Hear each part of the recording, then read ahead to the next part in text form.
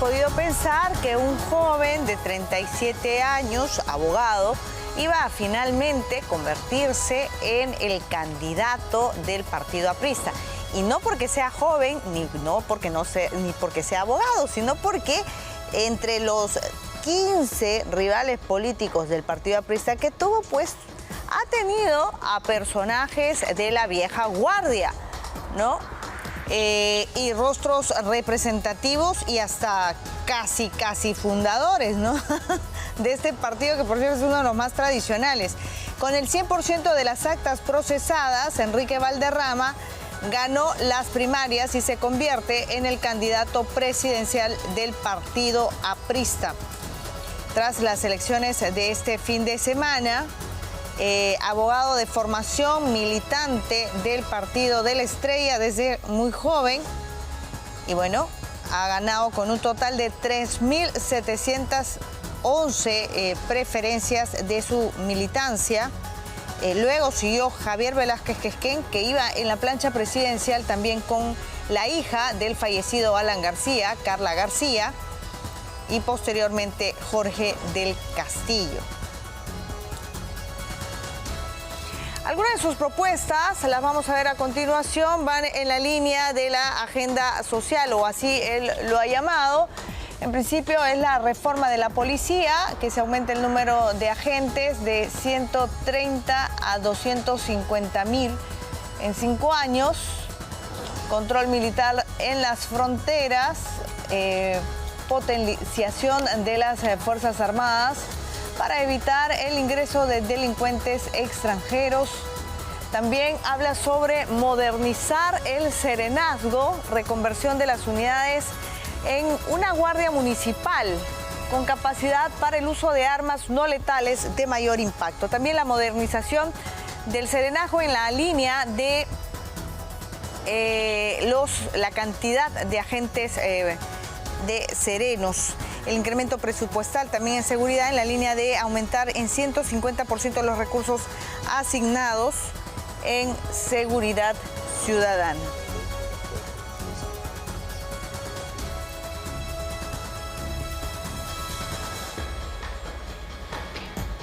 Bueno, Enrique Valderrama por el APRA, y tenemos a Mario Vizcarra en reemplazo de Martín Vizcarra. ¿Quién es este personaje que además ha saltado a la escena política de pronto, ¿no? Cuando su hermano se ha visto ya prácticamente entre la espada y la pared, y ahora con esta sentencia que lo va a tener en prisión por algún tiempo, además de las 3 inhabilitaciones que ya pesaban sobre Vizcarra. Martín Vizcarra tiene 62 años, Mario 71, el hermano mayor que ha compartido momentos familiares, almuerzos partidarios y hasta el ingreso al Congreso, acompañando al expresidente. En su récord fiscal, 2 investigaciones, una en la tercera Fiscalía Especializada en Delitos de Lavado de Activos por actos de conversión y transferencia, y otra en la primera Fiscalía Anticorrupción por delitos vinculados a corrupción de funcionarios. Su rol en el partido Perú Primero solía ser laxo, discreto, incluso dirigentes reconocen que nunca fue una figura de conducción política. No se le consideraba un líder, es solamente el hermano del fundador, pero en Perú Primero no hay democracia interna, es una dinastía moqueguana, donde los cargos se heredan por sangre, por cordón familiar. Mario Vizcarra ha estado vinculado a empresas familiares como C&M Vizcarra Saca y Agrotécnica Estuquiña. Esta última fue utilizada para contratar a Martín Vizcarra a fin de mostrar arraigo laboral en medio de sus procesos penales. Pero hay más. En el 2021, la Fiscalía de Tacna formalizó investigación por presuntos delitos de peculado doloso y colusión agravada en torno a una presunta organización criminal, los saqueadores de Ilabaya. Según la Fiscalía, los Vizcarra habrían concertado con funcionarios municipales el alquiler de maquinaria a través de un intermediario. La solicitud incluyó comparecencia con restricciones para Mario. En Perú Primero tampoco hay calma. Sus elecciones internas dejaron ver el descontento por cuadros desplazados, como Jonathan Romaní, quien se le dijo que iba a postular como diputado. Pero esto no se concretó al final, porque la pregunta que se hacen dentro y fuera del partido es la misma. Mario candidato, porque Mario convenció o porque Martín necesitaba ver la forma de no perder adeptos y usar a alguien que lleve su apellido. Las cosas cambiaron desde aquella foto en blanco y negro. El que no sonreía ahora está en prisión, tal vez con la misma expresión. Y el hermano mayor busca capitalizar lo que quedó de un partido nacido para que un expresidente aspire a regresar a Palacio. Bueno, indultarlo, ¿no? Al final ese sería el objetivo de la candidatura de Mario Vizcarra. Lo que sucede es que la situación jurídica es bastante compleja en el caso de Vizcarra, de Martín Vizcarra. Por lo pronto, ya la Fiscalía ha adelantado que van a ser 18 testigos, 4 peritos en este segundo juicio oral que se inicia contra Martín Vizcarra por el caso Lomas de Hilo del Hospital de Moquegua. En este caso, el delito que se le imputa es colusión simple. No, esta decisión viene después de esta primera condena por cohecho. La Fiscalía va a presentar cerca de 90 pruebas o 90 documentos con pruebas.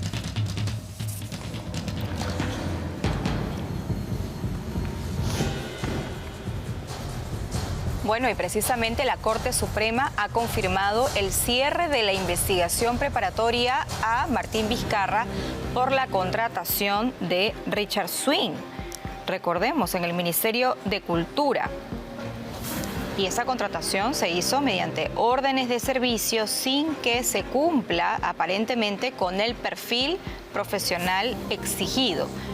Ante esta decisión judicial va a corresponder ahora que la Sala Suprema determine si presenta una acusación penal contra el expresidente Martín Vizcarra o si es que finalmente archiva este proceso penal. Vamos a ver cuál es la decisión que toma la Corte Suprema.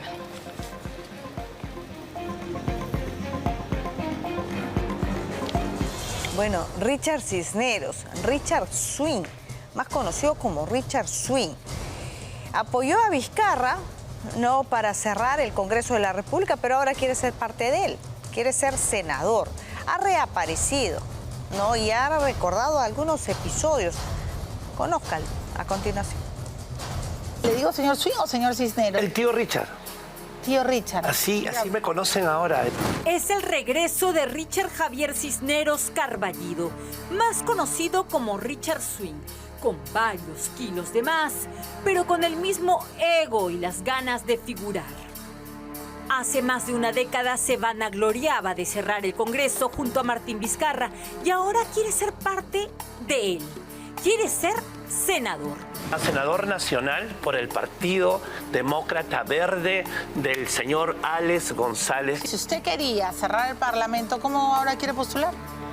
Porque ese Parlamento en ese momento merecía eso y más cosas.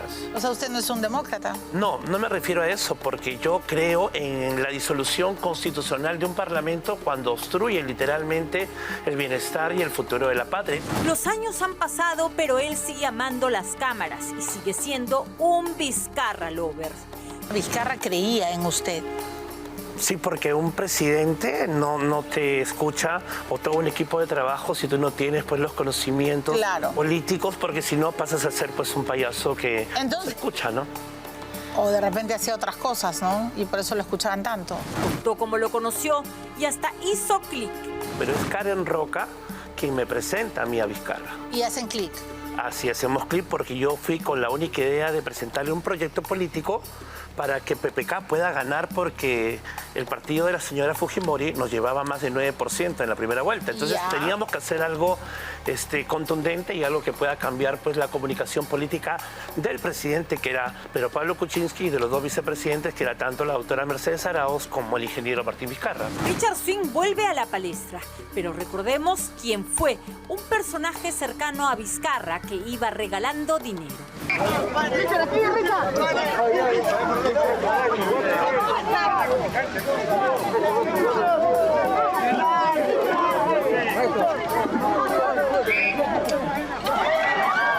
Un hombre con gran voz que hizo un par de canciones para la campaña de PPK y se le subió la fama a la cabeza y se emborrachó de poder. Solo parodian a los grandes.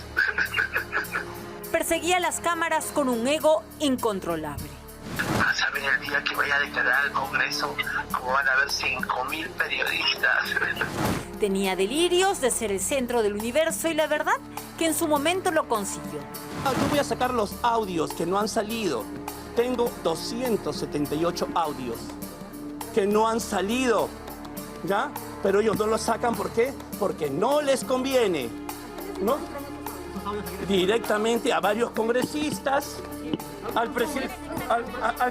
específicamente al congresista Alarcón, al presidente del Congreso. Con la vacancia de Vizcarra se perdió también del horizonte de los periodistas, hasta hoy, que quiere ser senador. Estoy mirando atrás y puedo ver mi vida entera. Bueno, ojalá que apostemos por dejar que el Congreso siga siendo un escenario circense. Ojalá.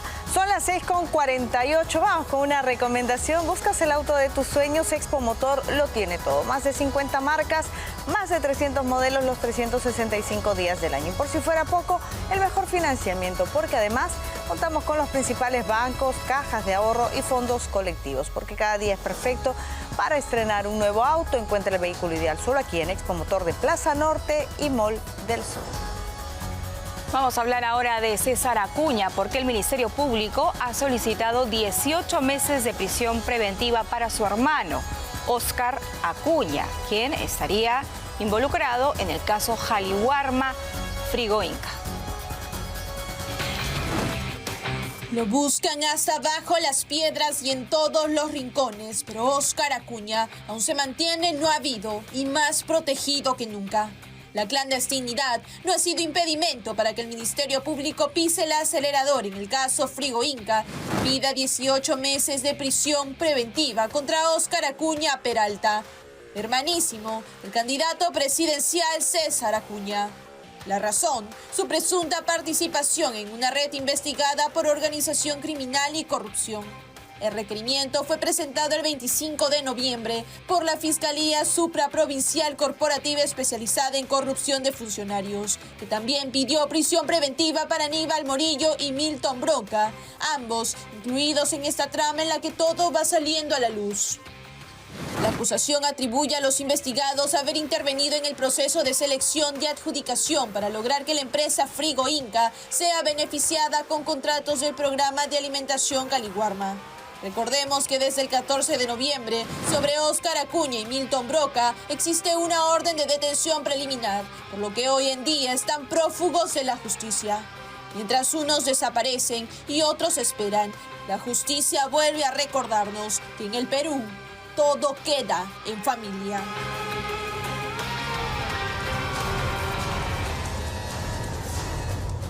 Bueno, pero la investigación a su hermano no empezó ahora. Esta investigación ya lleva tiempo y el mismo Óscar Acuña ha reconocido que esta transacción, este intercambio de dinero y tal fue en el local de Alianza para el Progreso. Pero César Acuña no ha vuelto a ser de las suyas. Esta vez estaba dando una charla para sus alumnos o para los alumnos de la universidad que él dirige, de la que él es dueño. Y nuevamente, lo absurdo, vean. ¿Quieren vivir en un país en paz? Desde ahora comiencen a vivir en paz. Si quieren vivir en un país competitivo, desde ahora aprendan a ser competitivos, ser el mejor que el otro. César Acuña se supera, ¿no?, en cada locución que tiene. Bueno, vamos a hablar ahora de Delia Espinosa, porque ella quería regresar como fiscal de la Nación. Lo cierto es que el Tribunal Constitucional le ha puesto un freno a esta aspiración que tenía la suspendida fiscal de la Nación, porque finalmente ha aprobado una medida que, mientras no se resuelva la acción de competencia planteada por la Junta Nacional de Justicia ante el Tribunal Constitucional, pues Delia Espinosa no podrá regresar. Por fin, el Tribunal Constitucional puso orden en el caótico gallinero del sistema de justicia. El TC aceptó la medida cautelar de la Junta Nacional de Justicia, que buscaba suspender las pretensiones del juez Torres Tasso para el regreso de la fiscal Delia Espinosa al ansiado trono. La noticia fue anunciada por el diario Expreso. En la práctica, Delia Espinosa ya no tiene más recursos para forzar su polémico regreso a corto plazo ni al caballazo, porque acaba de resolver el máximo órgano intérprete de la Constitución. Una decisión inapelable. Con esta decisión del Tribunal Constitucional, ese plazo, esa decisión de que hasta el día de hoy era el último día, queda sin efecto. Por tanto, no hay ninguna obligación de la Junta Nacional de Justicia de reincorporar a la señora Delia Espinosa como fiscal de la Nación. Pero es una medida urgente, no es una decisión definitiva. A la par hay un proceso que ha iniciado también la Junta Nacional de Justicia de carácter constitucional que se va a decidir en su momento, pero que ante esta premura de que el día lunes se acababa el plazo, era urgente evitar que se configure una situación que podría haber sido irreparable.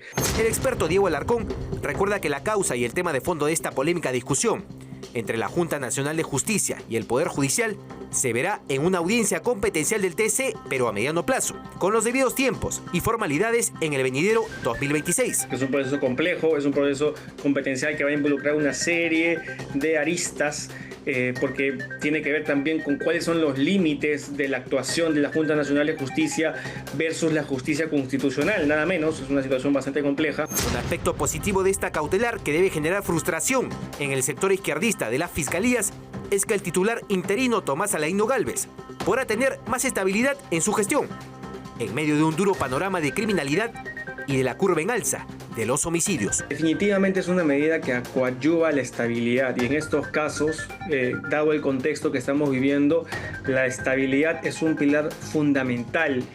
No es posible que la Fiscalía de la Nación, que tiene el deber de investigar, que tiene el deber de perseguir el delito, esté en estos vaivenes de idas y vueltas. Recordemos que Delia Espinosa había exhortado al juez Torres Tasso a ejecutar de grado fuerza para el martes 2 de diciembre su incorporación física a la sede central de la avenida Bancay. Sin embargo, el TC la habría dejado sin piso. Bueno, Juan José Santibáñez, que quiere ser senador, va a tener que responder eventualmente por estos procesos que se le están investigando en el Ministerio Público. El fiscal Tomás Gálvez, por lo pronto, ha solicitado acceso a las llamadas, que se le levante el secreto de las comunicaciones al ex ministro del Interior por presunta negociación incompatible. Esta medida también alcanza al exdirector general de Administración, Ricardo Canachiro, al abogado Carlos Alvisuri, cercano a Santibáñez, y a Jorge Luis Ortiz Marreros, exfuncionario también, que viene siendo investigado en el caso Los Guayquis en la Sombra. Esta investigación, recuerden, es por la contratación directa del abogado Alvisuri por 150.000 soles para que asuma la defensa de Ortiz Marreros. Hay un testigo que afirma que Santibáñez le habría pedido a este abogado que asuma la defensa para evitar que Ortiz Marreros se convierta en colaborador eficaz y declare en contra de Nicanor Boluarte.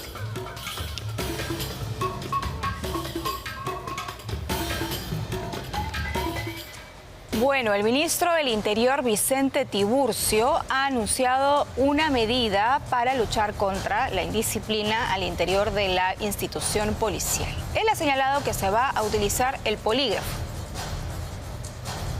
Estamos ejecutando las acciones necesarias para tener una Policía Nacional íntegra.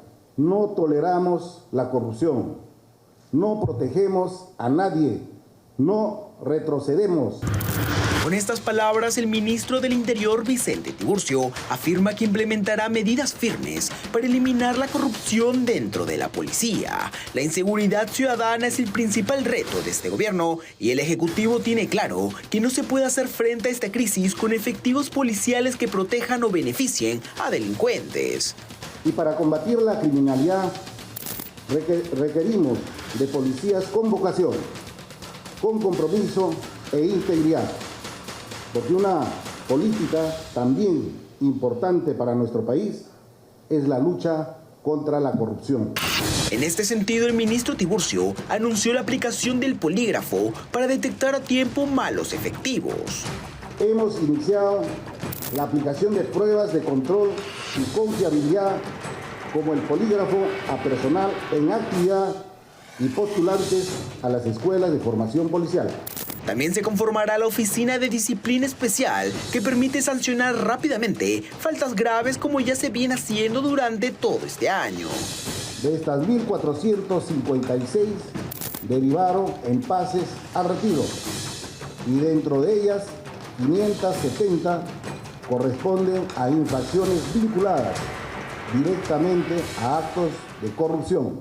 A este paquete de medidas se le suma una constante evaluación de personal para analizar una posible insuficiencia disciplinaria y considerar un paso al retiro inmediato.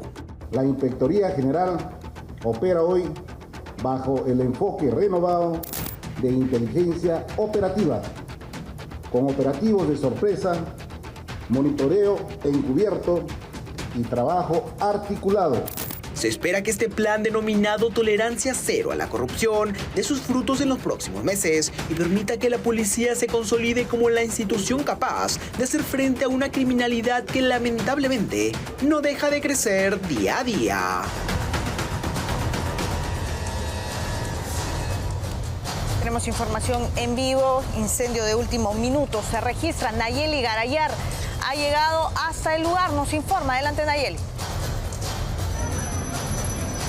Así es, compañeras, buenos días. Un incendio de código 2 que ha consumido toda esta ferretería. Es un lugar en donde se almacena productos de ferretería e incluso amenaza con alcanzar las viviendas que están al costado. Muchas de ellas al interior hay muebles, hay incluso bastantes cosas que podrían ser muy peligrosas porque este fuego se está propagando. Nosotros nos encontramos en la avenida Pachacute con César Vallejo. Este incendio inicia en el primer nivel, aún no se conoce el origen, pero ya ha alcanzado el segundo nivel y incluso está alcanzando la vivienda que está al costado. Por eso varias personas ahorita están tratando de salvar lo que tienen. Miren, están cargando cajones, incluso también cajas de cerveza que estaban almacenando en este lugar. Las personas están tratando de sacar la mercadería que llevan dentro, incluso se han subido a los techos para tratar de apagar el fuego con baldes de agua. Hasta el momento hay 7 unidades de bomberos y una cisterna de la Municipalidad de Villa El Salvador que los está ayudando porque el fuego se sigue propagando. Todavía no ha habido, no se ha controlado el fuego. Son el trabajo de varios bomberos quienes ahora continúan los esfuerzos para mitigar este incendio. Ellos continúan trabajando, las mismas personas, vecinos, se están acercando y sacando objetos de estos almacenes, compañeras. Y vemos que, bueno, es la desesperación. El incendio se está registrando al costado. Entiendo que al estar un bombero allí, lo que básicamente se ve es humareda en este lugar de donde están retirando las cosas, pero todavía no se ha extendido el fuego a este punto, ¿no? No, hasta el momento no. Si bien el fuego ha hecho que una parte de la pared caiga, no se ha extendido. Pero en este almacén que vemos, estas paredes blancas, ya está saliendo bastante humo, por eso es que las personas también se están desesperando e están intentando sacar sus cosas, ¿no? Ha llegado hasta acá la dueña de este lugar, pero no nos menciona cuál sería el origen, también lo desconoce. Bueno, dentro de la ferretería, Nayeli, hay bastante material inflamable per se, ¿no? Yo quería saber si es que al interior hay alguna persona o se ha descartado esto ya por las autoridades presentes en el lugar. Hasta el momento no se descarta que haya alguna persona, pero por el momento a quien ha estado alrededor no hay heridos. La dueña del lugar nos mencionaba de que esto estaba cerrado al llegar, pero no se descarta aún esta información. Bueno, ahí están por lo menos los bomberos, pero parece que están en coordinaciones.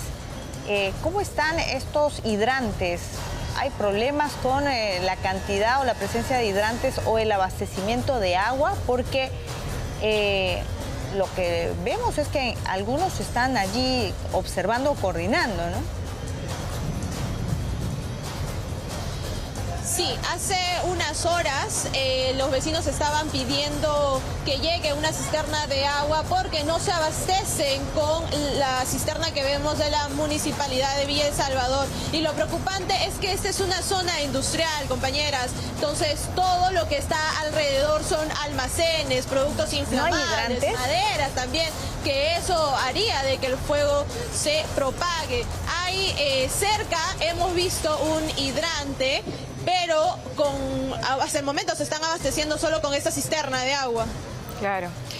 Bueno, esto está sucediendo entonces en Villa El Salvador, lamentablemente un incendio que todavía no ha sido controlado, está fuera de control, ha empezado en esta ferretería y tenemos a los bomberos trabajando en el lugar con apoyo de algunas cisternas de parte de la municipalidad. Lo que no vemos, Nayeli, es que se haya acordonado la zona.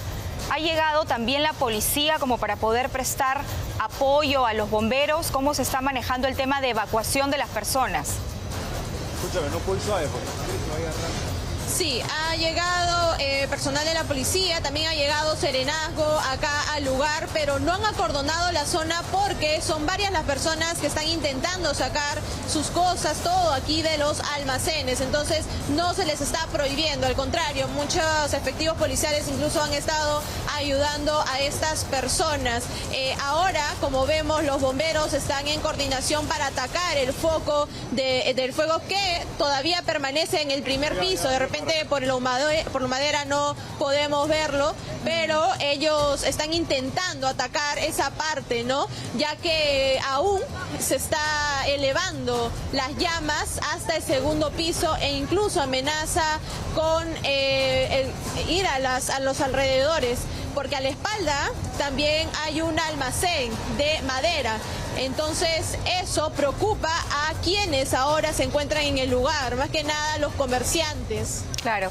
Bien, Nayeli, vamos a regresar contigo más adelante. Entonces, de todas maneras, hacer un llamado, una invocación a los vecinos en Villa El Salvador. Entendemos la necesidad de tener que sacar sus cosas, sus pertenencias, pero en estos casos es mejor no acercarse donde está el fuego ni el humo y esperar que las autoridades hagan su trabajo. Gracias, Nayeli. Regresamos contigo.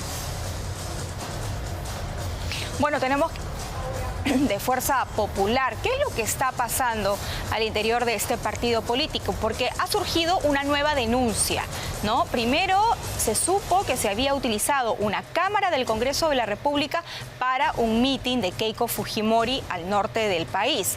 Ahora hay un reportaje periodístico que ha evidenciado que hay por lo menos 3 trabajadores del Congreso de la República que se les está pagando a través de la planilla del Congreso de la República y que deberían trabajar en la bancada de Fuerza Popular, pero que sin embargo están trabajando en el local de Fuerza Popular. Es decir, colaborando con acciones partidarias, colaborando con acciones de proselitismo político en horario laboral. En vez de estar en el Congreso, están en el local de este partido político. Se quedarían sin viáticos para su semana de representación tras el escándalo de los trabajadores fantasmas de Fuerza Popular. Durante los meses de enero, febrero y marzo del año 2026, los congresistas no cobren viáticos por la semana de representación, tampoco haya pasajes gratis para los congresistas ni sus asesores en la semana de representación y tampoco los asesores pueden cobrar viáticos en la semana de representación. La propuesta será llevada a la próxima sesión de la mesa directiva, esto luego que se descubriera que 3 trabajadores del Congreso realizaban labores en el local del partido Fuerza Popular en pleno horario parlamentario. Ellos tienen que aclarar dónde estaban, por qué estaban ahí y si tenían permiso o estaban en vacaciones. El congresista Ernesto Bustamante defendió a los trabajadores, quienes habrían actuado de manera regular siempre y cuando hayan solicitado una licencia sin goce de haber. De no ser así, les esperaría la sanción. el despido o la petición de renuncia son cosas que forman parte de todo proceso. La congresista Juárez negó que el partido haya usado los recursos para fines políticos. Todos los trabajadores cumplen su función, cumplen su horario, por lo menos habemos algunos que somos muy rigurosos con el horario de los trabajadores. Aunque Juárez justificó algunos escenarios. Y además, ¿qué encargo fueron a cumplir? Porque si fueron por encargo del congresista a recibir a alguna persona o a llevar algún documento, también es un encargo que tiene que ver con la labor propia del congresista. La denuncia abre la posibilidad de que haya más casos similares. Dudo que sean solamente esas 4 personas. Pueden haber muchas otras, ¿no? Desde Fuerza Popular minimizan la denuncia o tratan de encontrar una justificación, mientras la congresista Ariana Orue pide investigar en ética el uso político de personal del Congreso, instancia donde también es investigada por el mismo caso. Bueno, va por cuerdas separadas, debería ir por cuerdas separadas. Una cosa es el personal que se contrata para que trabaje en el Parlamento y otra muy diferente, el personal que va al local del partido a cumplir funciones que en teoría no correspondería mientras esas personas tengan un horario laboral en el Congreso de la República. Vamos a hablar de la Municipalidad de Lima porque el alcalde Renzo Reyardo ha anunciado que va a denunciar penalmente, que la Municipalidad de Lima va a denunciar penalmente a Rutas de Lima porque a partir de hoy Rutas de Lima ha anunciado que va a dejar de operar en los peajes al sur de Lima. Esto a la luz de lo que han sido las sentencias de los jueces en nuestro país. Y entonces, claro, Rutas de Lima ha dicho, bueno, yo no me voy a encargar de estas vías porque no puedo cobrar los peajes y no tengo plata. Entonces la municipalidad ha respondido con esta denuncia penal, porque como les digo, a partir de hoy, ya 2 de diciembre, Rutas de Lima dejaría de operar los peajes de Villa y de Punta Negra, básicamente porque de acuerdo a lo que ha dicho la concesionaria, se ha quedado sin plata, sin ingresos para financiar las actividades esenciales de mantenimiento y seguridad de estas vías.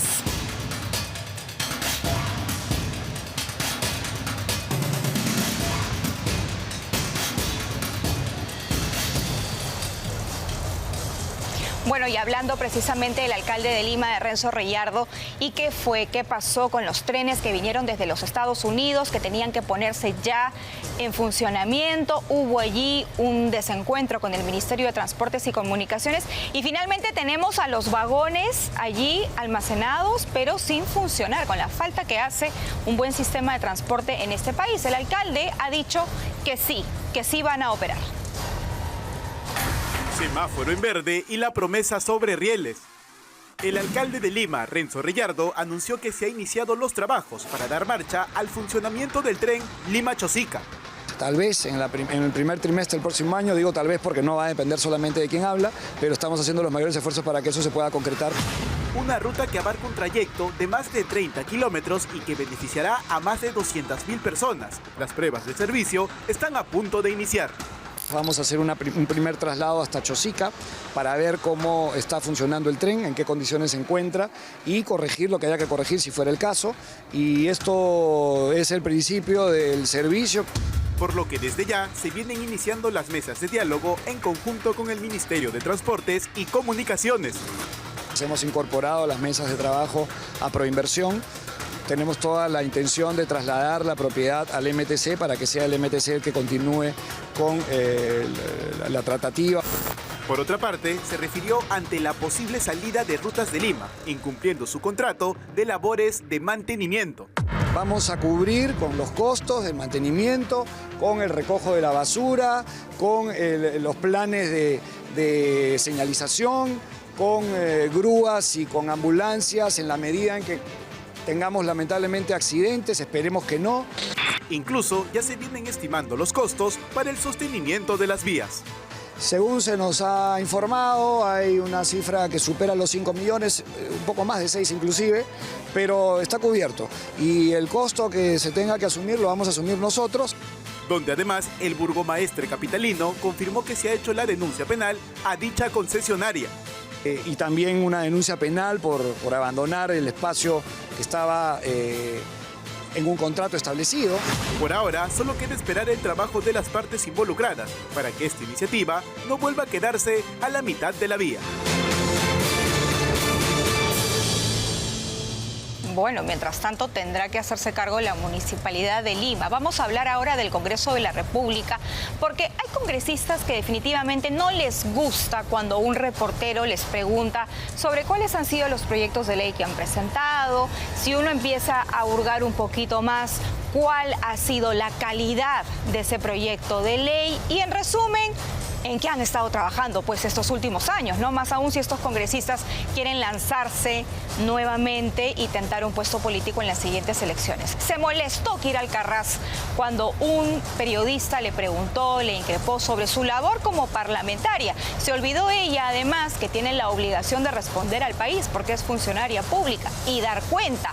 No le gustó, insultó y reaccionó de la manera como lamentablemente ya se ha hecho costumbre. Los políticos son lo peor que le pasa a la humanidad. Lamentablemente no todos los políticos. Todos. Bueno, entonces yo también diría que todos los reporteros son una... También. Es el contraataque de Kira Alcaraz, la congresista más agresiva, que solo derrocha lisura. No, es que no te estoy dando escuela porque tú estás pechándome hace rato. No me estás preguntando, me estás atacando. Parece que por sus venas solo corre dinamita y a las preguntas incómodas responde con un verbo nada florido. Esta vez sucedió en Cajamarca con el reportero Edwin Lozano. Tú estás pechándome hace rato. Para ella no es una entrevista, sino una afrenta. O como le dicen, una pechada. A pesar que dicen que me han sacado, no, mi amor. Yo he renunciado a todas las comisiones porque a mí nadie me vota. Alcaraz no es nueva en malos modales y violencia.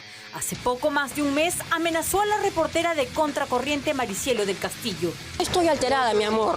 No sería. Por eso digo, no estoy alterada. Porque si estuviera alterada, tenlo por seguro que te taparía con la pared. Pero como no estoy alterada, por eso que todavía sigues viva. Toda una joyita que sigue representando al Congreso de la República. Con groserías, con insultos.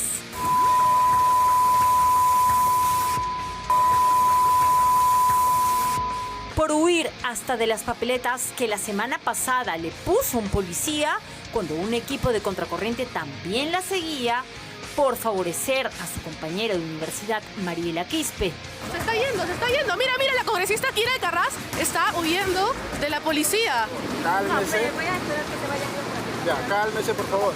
Calma, es lo que le pedimos todos, porque su conducta deja mucho que desear y aunque parecía intocable y hasta blindada, le llegó su hora. Fue denunciada de oficio, investigada por las amenazas verbales que emitió contra Maricielo del Castillo, periodista de Willax. El caso se reactivó y se abrió una investigación.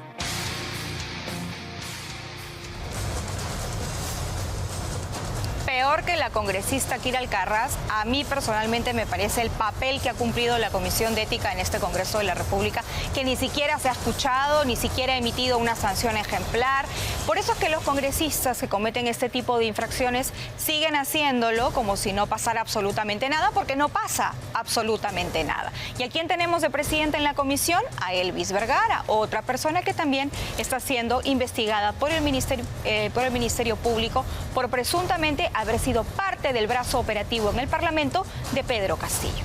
Vamos a hablar ahora del Instituto Nacional Penitenciario. A ver, la situación en las cárceles en nuestro país están para llorar, ¿no? Tenemos más de 140% de hacinamiento por lo menos. El presidente José Gerí dijo hace unos días que el INPE iba a desaparecer por el nivel de corrupción que existe. Pero bueno, ahora el ministro de Justicia, Walter Martínez, ha señalado que esto no implica necesariamente el retiro ni la renovación del personal. Bueno, ahí haría falta una aclaración, ¿no? Bueno, esta declaración del ministro se dio luego de encabezar una requisa en el Peñal de Cañete, que opera con una población, como digo, muy por encima de su capacidad. Este es el mal de todos los penales a nivel nacional, de los 69 penales a nivel nacional. Recordemos que desde el Ejecutivo, el presidente dijo pues que tenía la determinación de eliminar el INPE. donde existen mafias que comercializan productos a los reos en las prisiones, les pasan celulares, todo tiene un precio. Ayer lo revelamos aquí en este noticiero, un informe especial de Contracorriente. 20 soles cobran para que un preso tenga acceso al celular durante 1 hora. Bueno.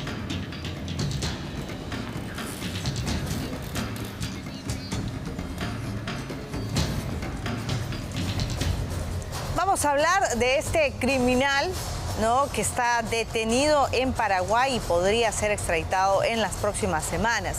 Eric Hernández, alias El Monstruo. Hoy se sabe que dentro de todos sus planes para fugarse del país estuvo el autolesionarse. Así lo ha contado una persona cercana a él. ¿Esas personas que habrían sido compradas para lograr la libertad del monstruo pertenecerían a los injertos del Cono Norte? Claro, algunos injertos del Cono Norte y algunas contrataciones también de otros grupos de personas que reúnan el perfil. ¿De cuántas personas estamos hablando? ¿Hay información de los nombres? ¿Quiénes serían esas personas? ¿Se les habría pagado dinero? ¿Cuál habría sido la recompensa para liberar al monstruo? Se habla de un pago de entre 10.000 y 15.000 soles. Se habla de cantidades como de 8, 10, 12. Se trabaja prolijamente para la identidad plena de estas personas. Pero sé que estaba todo arreglado. Para que se fugue. Bueno, ese es otro tema de lo que se fugó, de lo que estaban haciendo todo ese plan para que se fugue. Allá donde está, porque dijo que ya no es acá como los policías de acá que te vas con bastantes custodios, no. Allá es distinto, menos custodios. O sea, menos seguridad. Es así como el incorregible Eric Moreno pagó 10.000 soles a los hombres de su organización criminal para que viajen a Paraguay y rescatarlo espectacularmente cuando el monstruo fuera trasladado a un hospital después de autolesionarse en la cárcel de máxima seguridad en donde espera ser extraditado al Perú. Plan que falló gracias al trabajo de inteligencia de la policía. Recordemos que hace 3 semanas ha salido una decisión judicial en primera instancia que decidía la extradición al Perú por los delitos de asesinato, sicariato, extorsión, secuestro, y él, en vez de allanarse, ha impugnado, o sea, ha apelado esa decisión. Y hace una semana el Tribunal Superior de Paraguay ha confirmado el fallo de primera instancia. Quiere decir de que el monstruo viene sí o sí.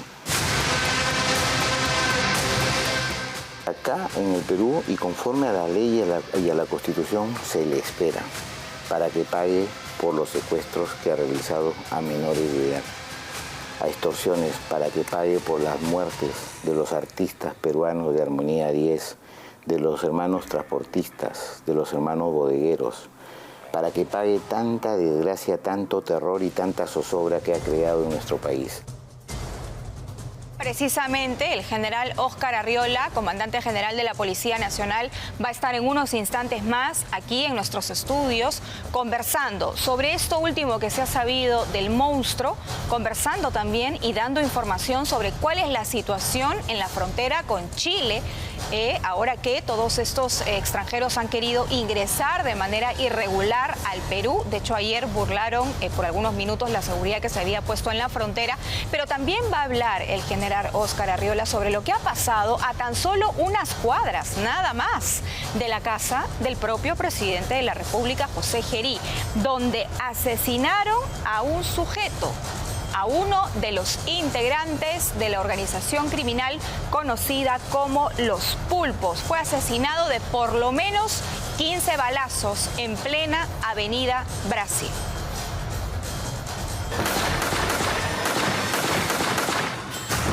...15 disparos a quemarropa, todos dirigidos a un hombre sindicado como integrante de una de las bandas criminales más peligrosas del Perú, Los Pulpos.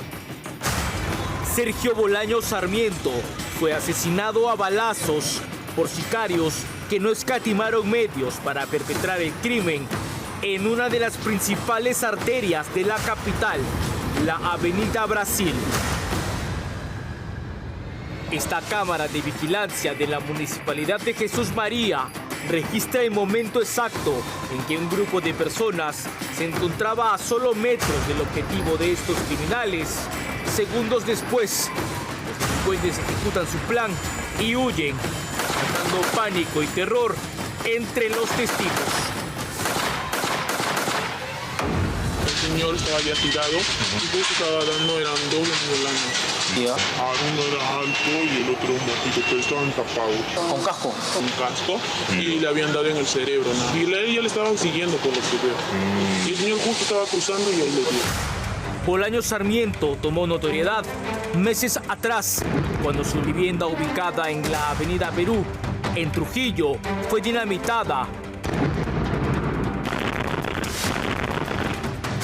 Y en consecuencia, demás inmuebles se vieron afectados por este atentado. Según información policial, el móvil de este asesinato respondería a un ajuste de cuentas, partiendo de una supuesta traición interna por parte del ultimado contra uno de los cabecillas de los Pulpos. ¿Y sabes si el señor es de la zona? ¿Lo han visto por acá? Sí, eso que vive acá al frente, en ese condominio. Y a tan solo 3 cuadras de donde se registró este asesinato se encuentra nada más y nada menos que la vivienda del presidente de la República, José Gerí. ¿Y qué le parece que este hecho se registra tan cerca de casas de autoridades, de comisarías? Ya la cosa está brava, ya está terrible ya. No se sabe qué hacer ya. Por mi parte, menos mal que vine un poco más temprano porque de alguna forma, como yo manejo, como creo que ha sido por ahí, ¿verdad? Claro. Me puedo haber visto envuelto, ¿no? Al lugar llegaron peritos criminalistas para analizar la escena de este asesinato, donde se hallaron al menos 15 casquillos de bala, que serán claves para identificar a los autores mediatos de quienes dieron muerte a Bolaños Sarmiento. Bueno, el presidente José Gerí ha señalado que el plan de seguridad estará listo para enero del 2026.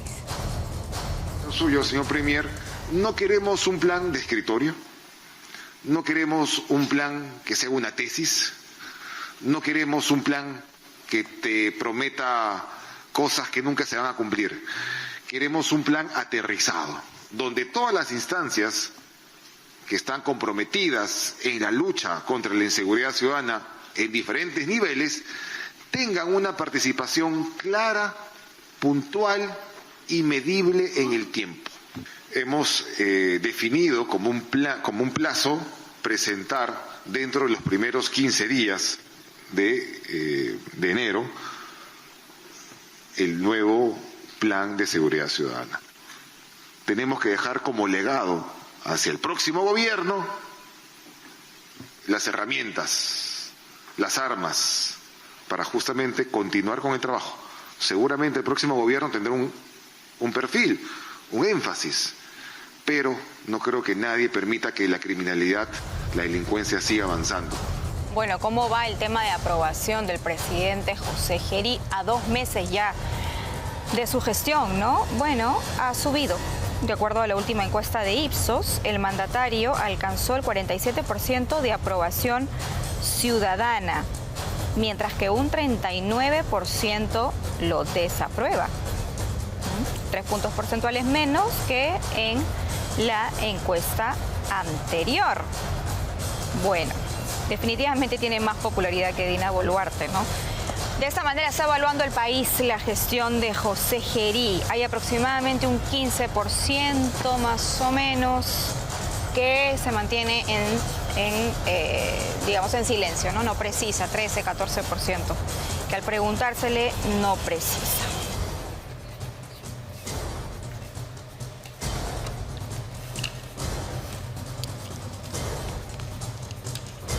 Son las 7:27, vamos con una recomendación. Librería Entre Páginas es un espacio de aprendizaje, imaginación y pasión para los pequeños y grandes lectores, ofreciendo miles de opciones para acompañar en cada etapa. Visítanos en nuestras tiendas físicas y en nuestra web en www.entrepaginas.pe. Librerías Entre Páginas, el placer de leer.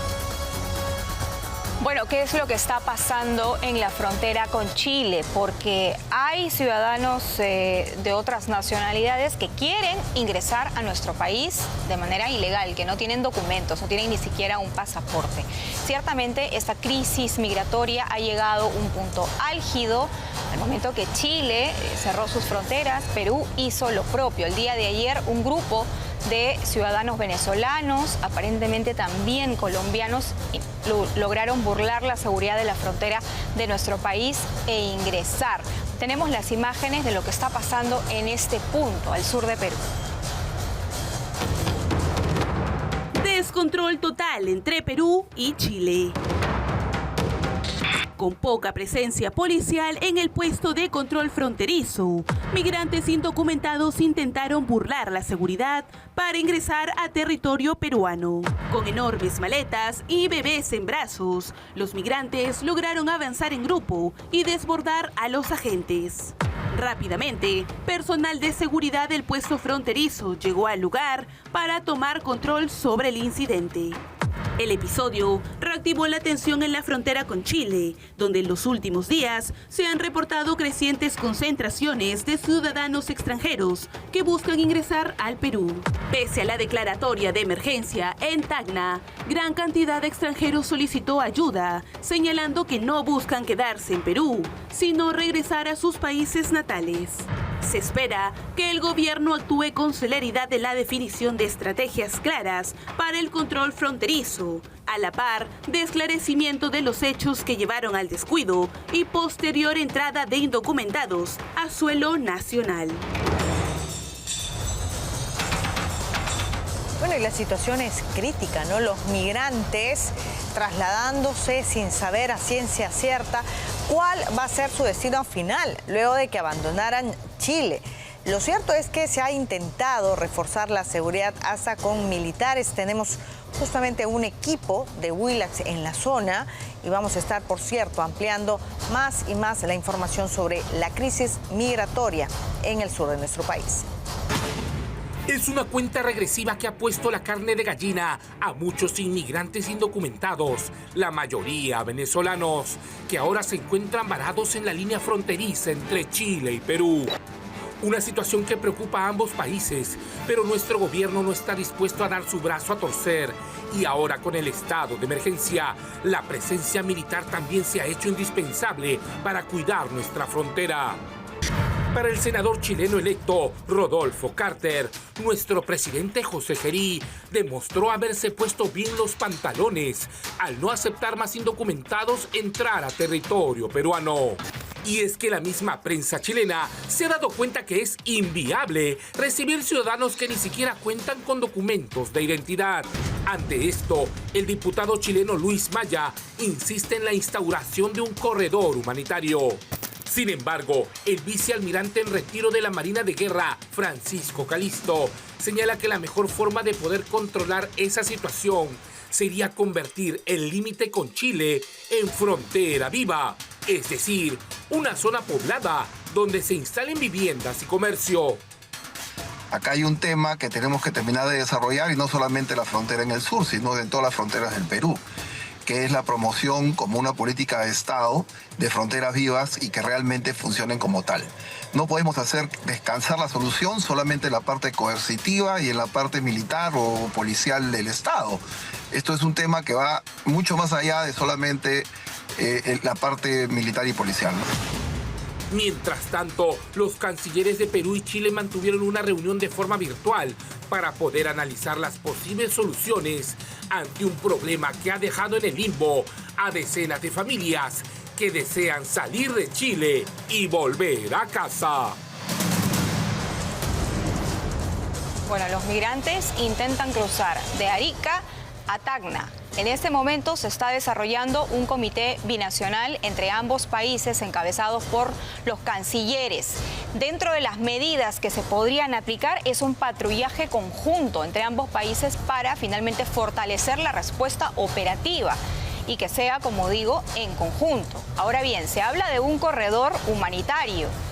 Se habla de la posibilidad de ayudarlos también para que puedan tener sus papeles y que de alguna forma puedan ingresar de forma regular. Lo cierto es que hay una crisis en este momento al sur de Perú y Chile está nada más que a 2 semanas de elegir en segunda vuelta a un nuevo presidente, con medidas que se anuncian desde el Ejecutivo. Y José Gerí, por su parte, que anunció un estado de emergencia. Maduro tiene que irse del poder, Maduro tiene que irse y entrar un gobierno que abra las puertas a sus compatriotas. Este es el firme planteamiento que llega desde el Congreso para acabar con la crisis migratoria en la frontera sur. No es posible que Maduro no permita que sus compatriotas que quieren regresar lo puedan hacer. Desde la Comisión de Relaciones Exteriores proponen acelerar el debate para cambiar la ley del refugiado.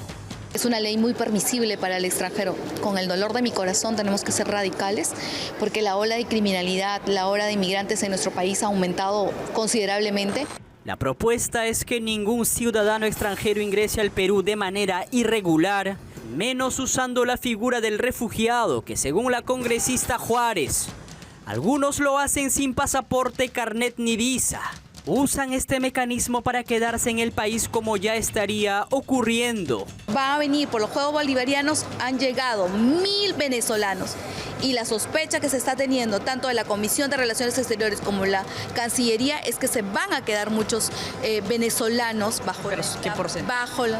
Bueno, considerable. El 50%. El congresista Roberto Quiabra sugirió una salida salomónica en la frontera.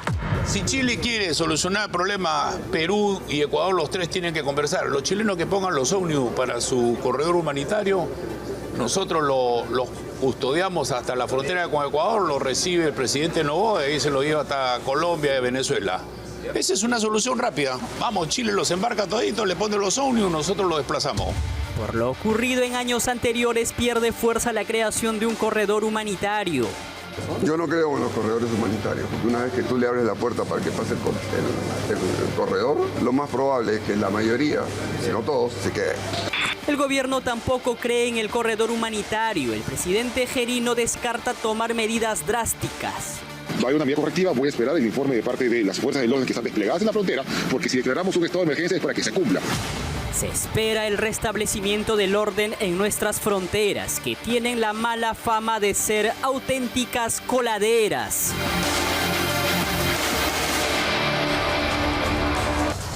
Vamos a seguir hablando sobre lo que está sucediendo porque hoy estamos con el comandante general de la policía, el general Oscar Arriola. ¿Cómo le va? Gracias por estar con nosotros. Muy buenos días, Sabina. Bueno, general, empecemos. Hay en estos momentos tres crisis simultáneas, ¿no? A la inseguridad se suma esta de la crisis migratoria y de paso también vamos a hablar de lo que está pasando a la interna con la policía. Le pregunto directamente por lo que hemos tenido como información en la frontera con Chile.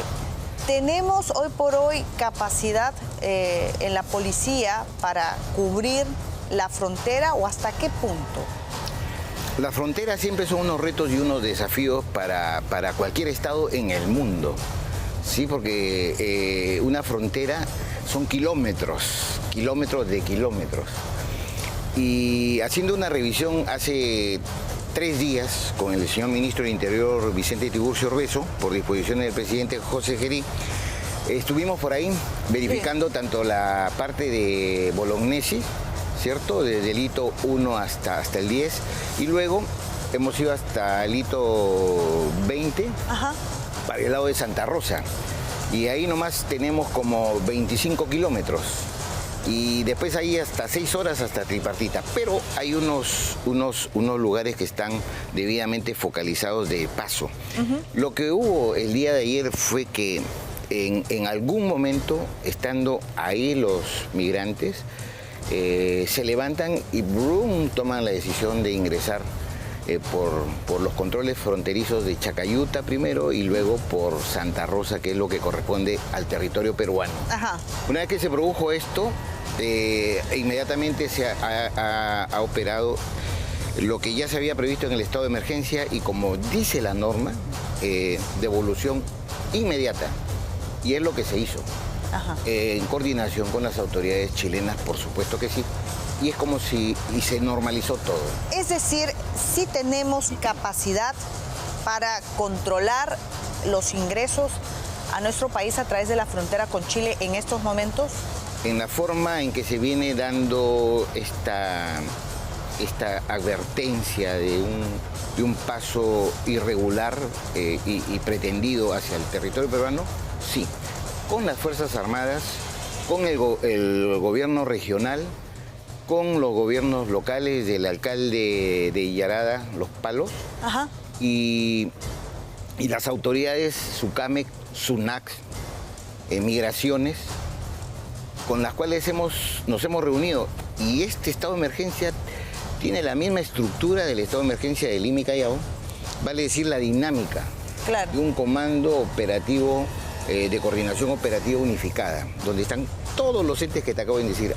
Hay un comité de inteligencia, de fiscalización, de comunicación estratégica completo. Ajá. Ahora, y tenemos en la policía hoy por hoy la logística para identificar no solamente la situación migratoria de estas personas que intentan pasar a Perú, sino sobre todo identificar a extranjeros con antecedentes criminales.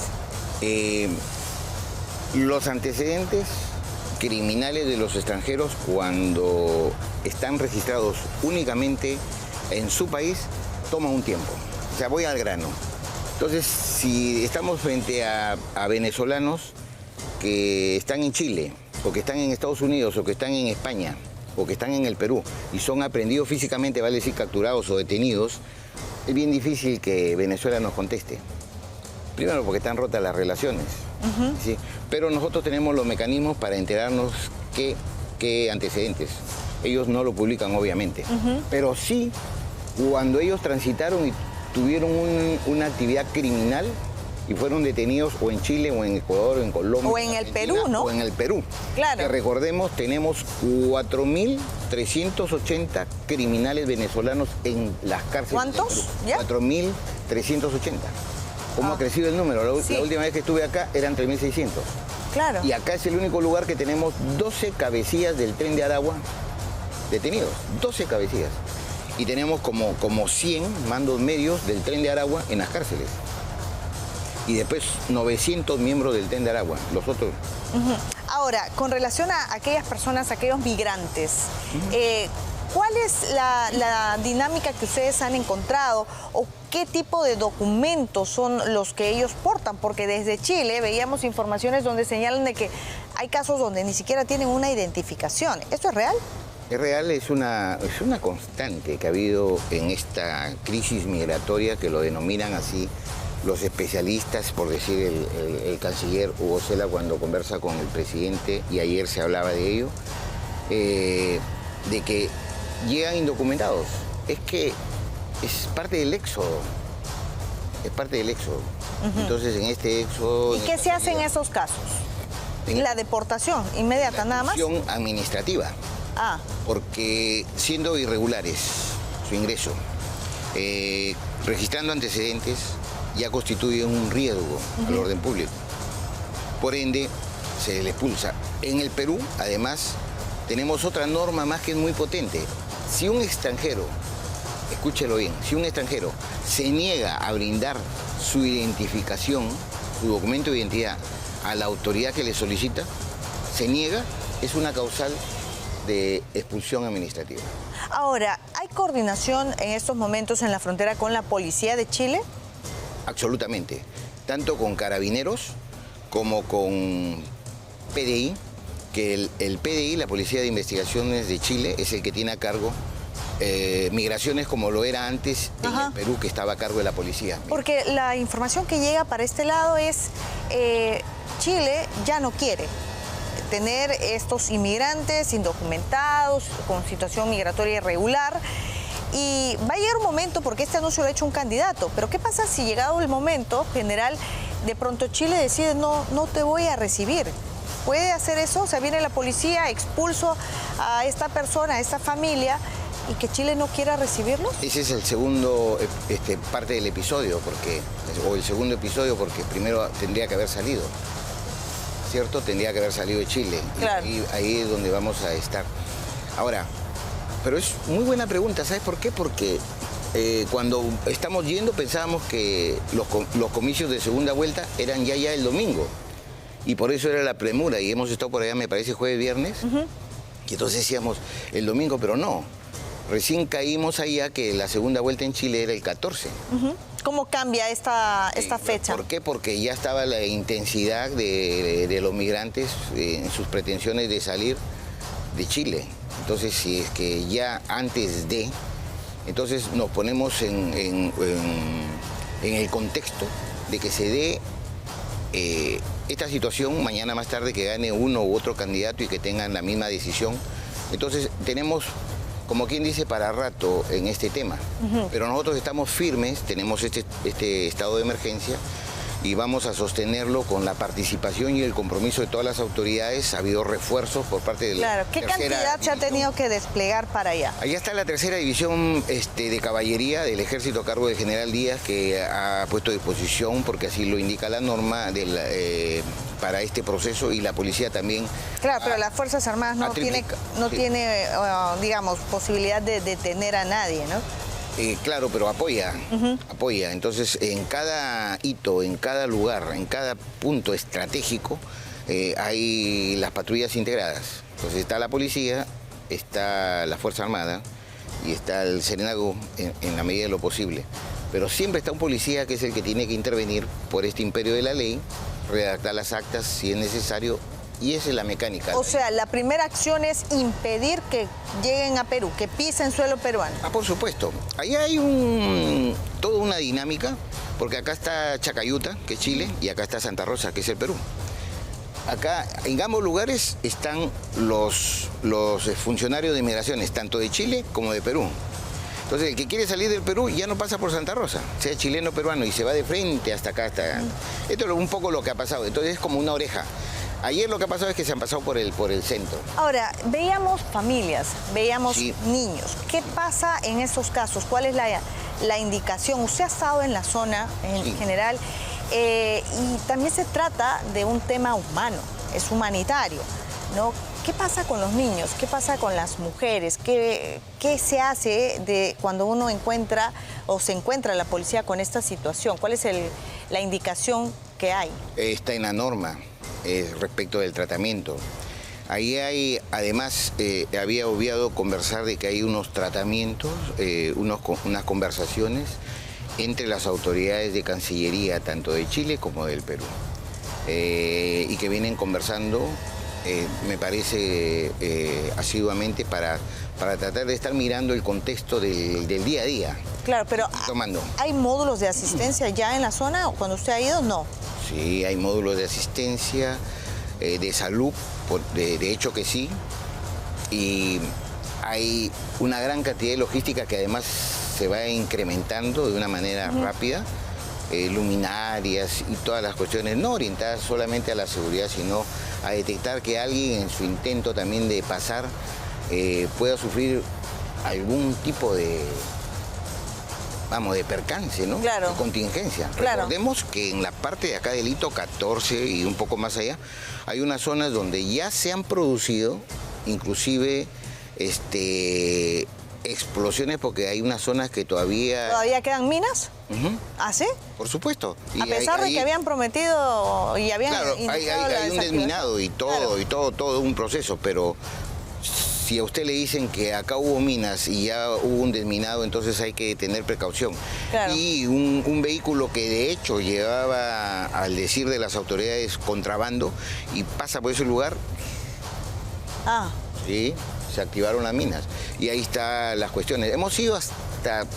¿Cuándo ha ocurrido impensadas? Eso ya ha ocurrido hace como 4 años, me cuentan. Claro, no queremos que vuelva a No, en absoluto, porque hemos visto imágenes de los migrantes en esta zona desértica y, bueno, están tratando de sobrevivir de la mejor manera. Vamos a estar con nuestros compañeros, tenemos un equipo ya en la zona frente a lo que viene sucediendo en esta crisis migratoria.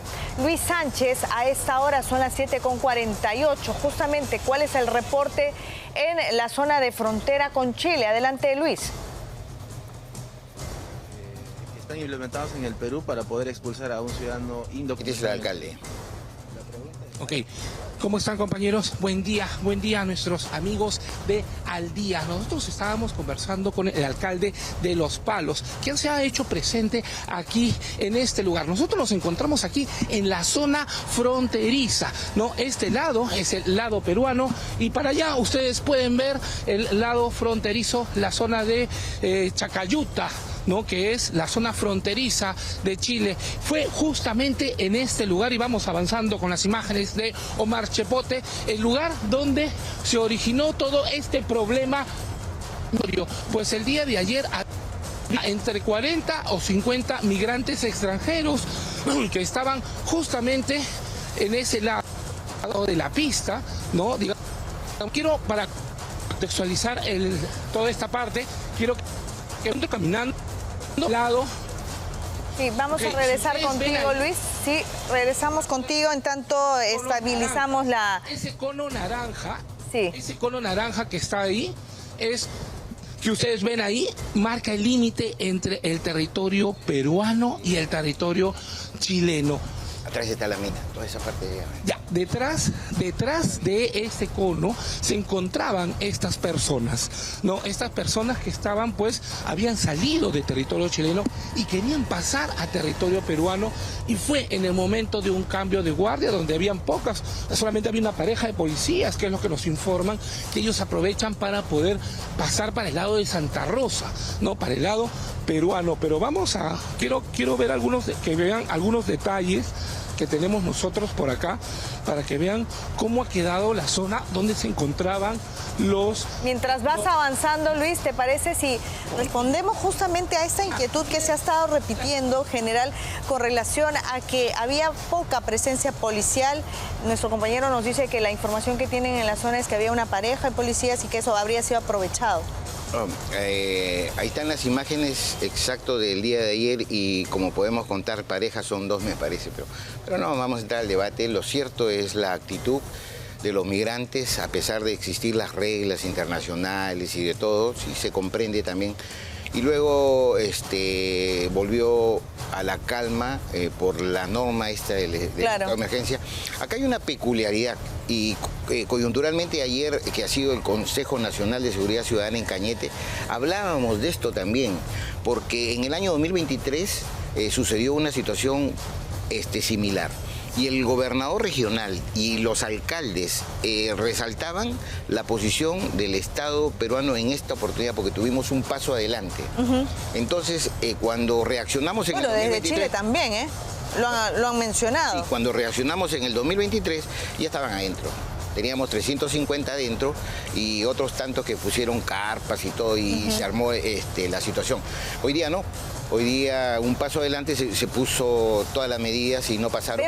Vemos que allí hay varios policías. Usted, general, ha estado en esta zona. Por supuesto. ¿No? He estado hasta las 2 de la mañana y luego, aunque parezca mentira, a las 4 nuevamente. Ahora, los policías que están ahí van a rotar, me imagino, van a estar ya permanentemente. ¿Han ido desde Lima los que están ahora mismo ahí? Hay unos refuerzos que vienen de Ica, de Arequipa, de Cusco y de Puno. Sí. Vamos a seguir con nuestro compañero Luis, adelante. Compañeras, para comentarles también de que es justo hace media hora se hizo este cambio de guardia, la Policía Nacional. De hecho, incluso escuchando a nuestros colegas chilenos, se asombran porque es la primera vez que ellos ven que hay bastante despliegue policial. Nuestra frontera, por supuesto, está completamente resguardada por la Policía Nacional.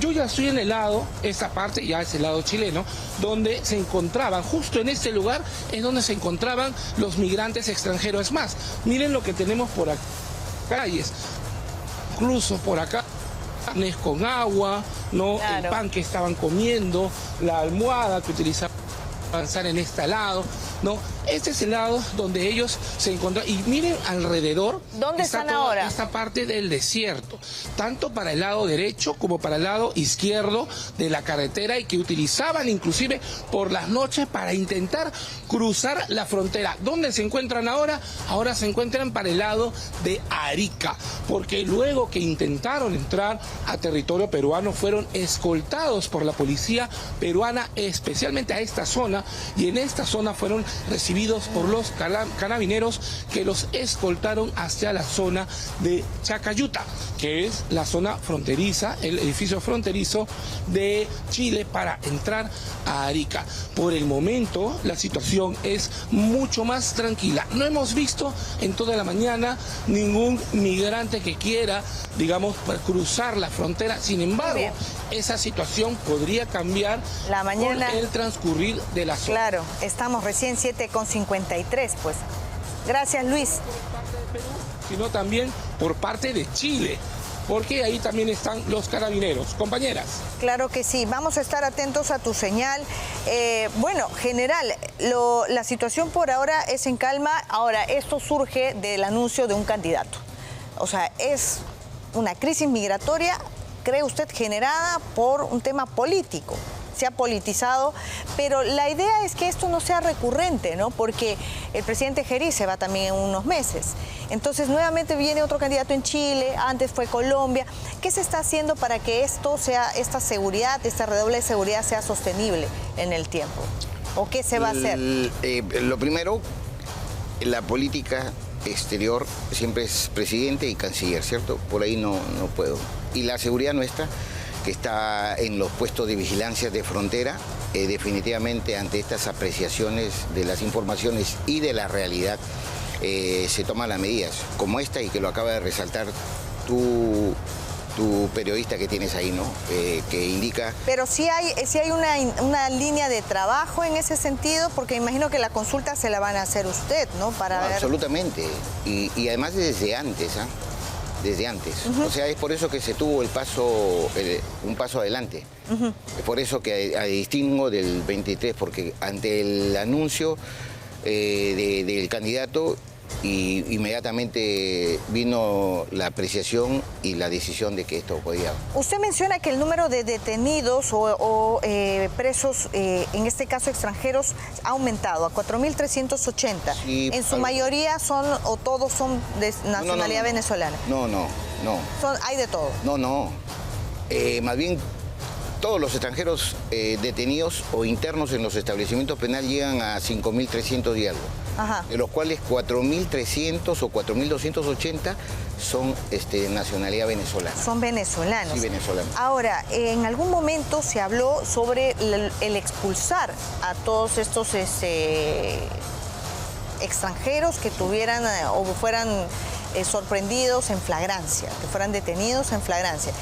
¿Hay esta indicación todavía o no? Lo que pasa es que nuestras normas contemplan que si una persona comete un delito, independientemente de la nacionalidad que tenga, incluidos los peruanos, obviamente, tienen que pagar las condenas y luego ya hay penas limitativas luego de esto que pasa por la expulsión obligada. Esto ya hemos tenido casos. Claro, pero bueno, no va a ser inmediato en todo caso. Usted nos hablaba de... Personas irregulares, sí. En estos últimos días, porque esta es la posición, se ha expulsado algo de 340. Sí siguen habiendo entonces las expulsiones. Ahora, general, estos 12 cabecillas del tren de Aragua que usted menciona que han sido detenidos, ¿están en cuál penal? ¿Están distribuidos en distintos penales? Hay 9 en Chayapalca. Ya. Y hay 3 que todavía están acá. Y esperamos prontamente que el ministro de Justicia, el presidente del INPE, tomen la medida porque ya hay alguna documentación también que se ha realizado. Chayapalca. Ahora, en el caso del monstruo, en los próximos días podría retornar o ser extraditado al Perú. ¿A dónde cree usted, de acuerdo a su experiencia, como al perfil que tiene este criminal, tendría que él ser internado? Para que observe su cadena perpetua, que es lo que esperamos todos los peruanos, tendría que ser Chayapalca, con toda seguridad. Chayapalca. Sí, con toda seguridad. Ahora, se ha hablado también, general, en las últimas horas de un asesinato que tiene o se arrastra desde Trujillo. No, una persona asesinada inclusive cerca a la casa del presidente José Geri, pero que ya anteriormente habían detonado su casa en Trujillo. ¿Qué es lo que se sabe de ese caso? ¿Qué organización criminal estaría...? Sergio Bolaños, ¿cierto? Cuya casa fue dinamitada y le pusieron 12 cartuchos de emulsión que tiene doble potencia en la dinamita y que produjo daños materiales a 100 viviendas del lugar.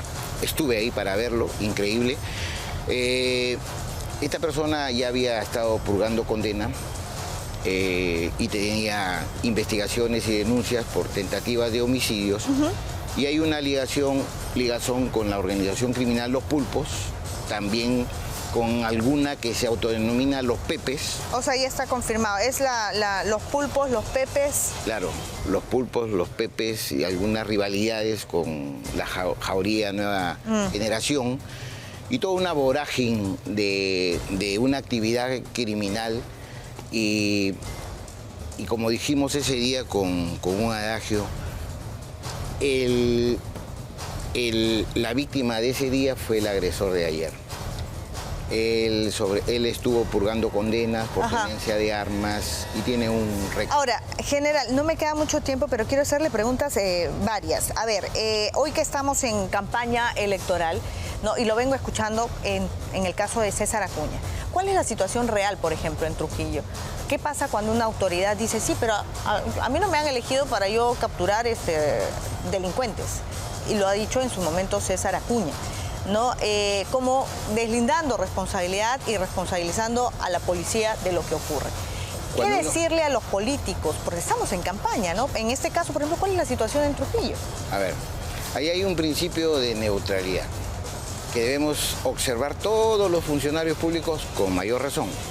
Y entonces si yo me pronuncio en positivo o en negativo o una crítica cualquiera, constructiva o destructiva, me van a cuestionar por esto. General, usted ya aprendió. Vamos a dos cosas nada más rápidas. Se ha hablado de darle de baja a algunos policías en estos últimos días. ¿Cuántos son en total los policías que han sido dados de baja? 596. 596 policías. ¿Y por qué razón? O sea, ¿cuáles son los problemas que ustedes han detectado? Estos 596 es por corrupción. Y después que han cometido infracciones graves y muy graves respecto a nuestra tipología administrativa y disciplinaria con la cual contamos, es un promedio de 4.100 y que ayer se hizo el anuncio, nada menos que por el propio ministro del Interior, en esta política de mano dura contra la corrupción o tolerancia cero. Ahora, pero documentado cada caso, me imagino, para que luego no digan que esto es una venganza, ¿no? No. ¿Sí? ¿Hay resistencia? Hay un debido procedimiento administrativo. Mira, la línea está bien establecida, independientemente si se conoce o no de la tipología, que es alguna disculpa y despensa en términos generales. El desconocimiento de la ley no es ni eximente ni... Luego van a buscar a Santibáñez pues, para que los defienda. Entro al principio de neutralidad nuevamente. Entonces ahí, entre el bien y el mal está la diferencia. Y ahí está cada cosa que significa muy grave, grave y leve y que uno transgrede siendo policía no es. Ahora, ¿la aplicación de la prueba del polígrafo responde a esta depuración? La prueba del polígrafo es para evaluar la integridad de una persona que es propuesta por instituciones públicas y privadas. Desde mi punto de vista necesita una norma potente, más robusta, o una norma que esté regulada y que exija. Hay muchos procesos en los cuales está la prueba de integridad, por decir, en el último tramo para ingresar a la escuela de oficiales que ya se está llevando, hay la prueba de integridad, pero sigue siendo optativa. O sea, si la persona... No quiere, no pasa. No pasa, pero nosotros hemos dicho... Esta es la prueba optativa que usted dice, es la del polígrafo. La del polígrafo. Nosotros acá hemos dicho, hay una prueba del conocimiento, de la cultura, para la entrevista, que es el último examen que falta. Hay otro de los antecedentes, de la presencia, pero una tercera es de la integridad. Y si ¿qué esa es lo que detecta la prueba del polígrafo? La prueba del polígrafo detecta algunas inconsistencias en las respuestas que lindan con lo que todo el mundo conoce. Este es el detector de mentiras. Pero en realidad son respuestas fisiológicas que vienen del interior del cuerpo. Entonces pueden plantear una pregunta... ¿Y esto se está aplicando, dice usted, en la escuela?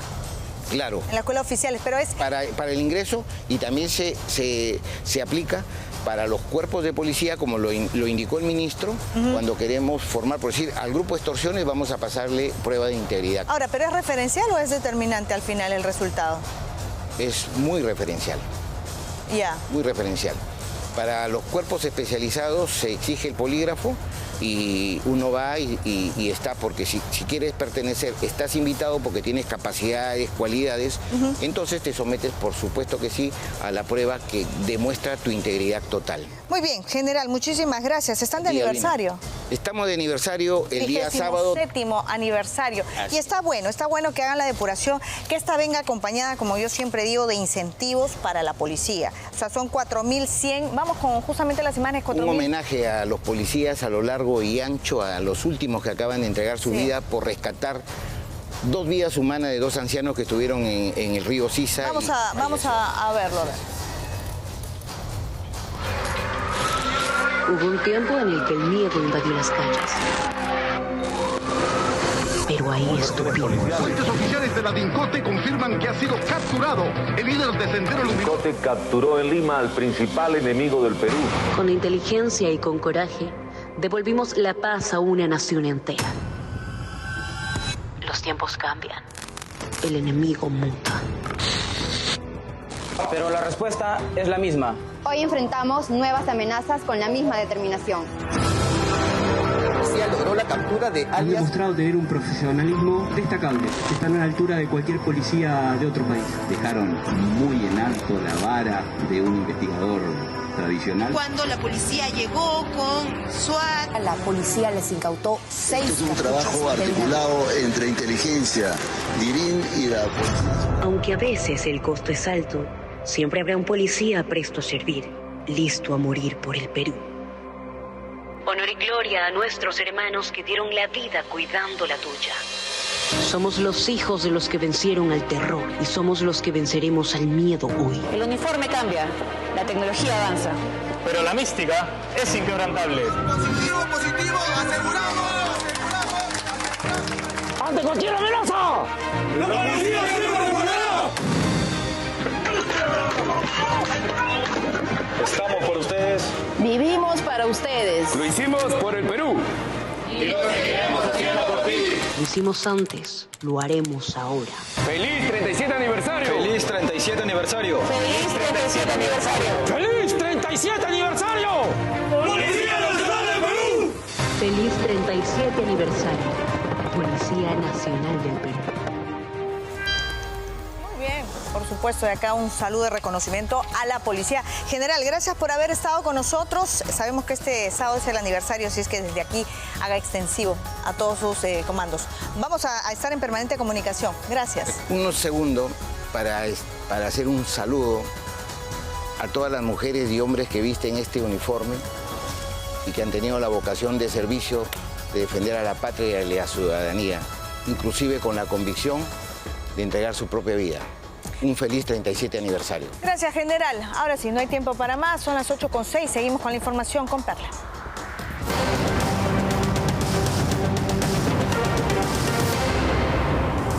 Esto es Elige Bien. Vamos a hablar de política, vamos a hablar de candidatos, porque el día domingo se llevaron a cabo las elecciones internas de las elecciones primarias de los partidos políticos.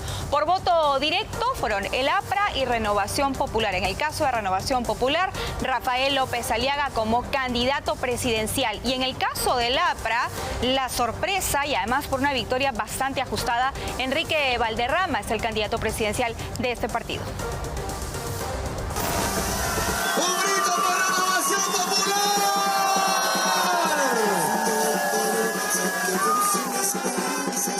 Vistiendo un traje típico de la Diablada de Puno, un collar de flores y con las manos en alto junto a su incondicional amiga y candidata a la vicepresidencia, Norma Yarrow, Rafael López Aliaga hizo oficial ante la OMPE su candidatura presidencial por Renovación Popular, luego de las elecciones primarias. Pero la primera prioridad vamos a poner los ejes acá.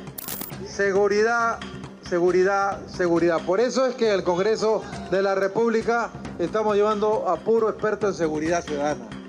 Generales, almirantes, gente que ha peleado contra el terrorismo urbano. Horas antes de su mitin partidario, el popular Porky fue a votar como parte de los 9.845 partidarios que participaron de esta fiesta democrática. En nuestro caso, la gente, mira, voluntariamente, sin pagar ninguna multa, viene a votar. Eso se llama amor, se llama pasión. Lo mismo hizo la congresista Norma Yarrow, agradeciendo el respaldo de sus afiliados de acudir a las urnas para estas elecciones primarias. Hemos visto cómo la gente está yendo realmente con amor al partido a cumplir esta, digamos, contienda electoral democrática. Nos ha tocado estar en primaria, así que igual me voy yo a cumplir con mi deber. Una fórmula presidencial que además cuenta con el apoyo del excongresista y exministro fujimorista Absalón Vázquez, que será candidato al Senado, pero también forma parte del equipo técnico de Renovación Popular. Justamente con Absalón. Absalón, un aplauso para Absalón porque justamente él me ha traído a todos los dirigentes. En este local hemos estado con todos los dirigentes de la informalidad en nuestro país. A mucha honra lo digo. De otro lado, el APRA también tuvo un vencedor y fue nada menos que Enrique Valderrama, quien con 3.711 votos dejó atrás nada menos que a fuertes figuras del partido como Javier Velázquez Quesquén y Jorge del Castillo. Las internas del APRA fue una de las contiendas electorales más reñidas, con 14 listas que compitieron con propuestas diferentes, enfrentamientos entre líderes históricos y rostros nuevos en la política.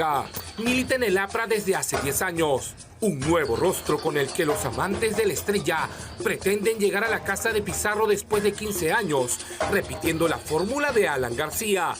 Y como cereza del pastel, Carla García fue la precandidata al Senado con más votos en estas elecciones primarias, que definitivamente dieron mucho que hablar. Precisamente en unos instantes más vamos a estar con el candidato Enrique Valderrama. Su lista número 7 fue la que ganó el día domingo y es entonces el candidato presidencial del partido aprista.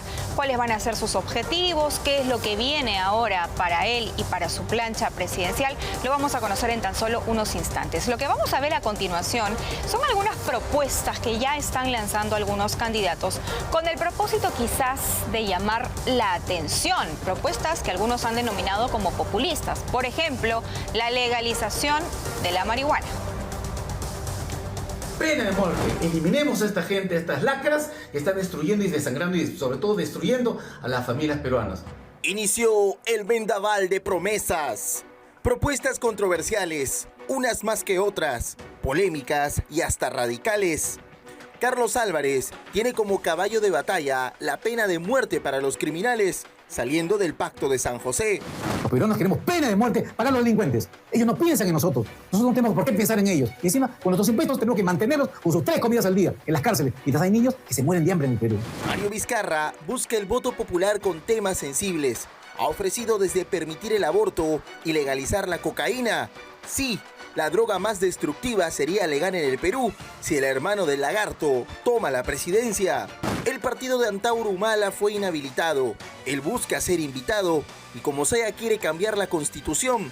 Su propuesta, regresar a los tiempos militares con la Carta Magna de 1979. También tenemos al que aprovecha toda la coyuntura, el candidato al Senado Raúl Noblecilla, que jura indultar a todos sus amigos y defendidos cada vez que la justicia se pronuncia. Prometo el indulto, Pedro Castillo. ¿Quién mejor que tú, que me conoce, que sabe de mis principios y mi consecuencia? Las propuestas seguirán llegando, algunas con sentido y otras sencillamente un imán para captar votos de una población desesperada por un cambio real.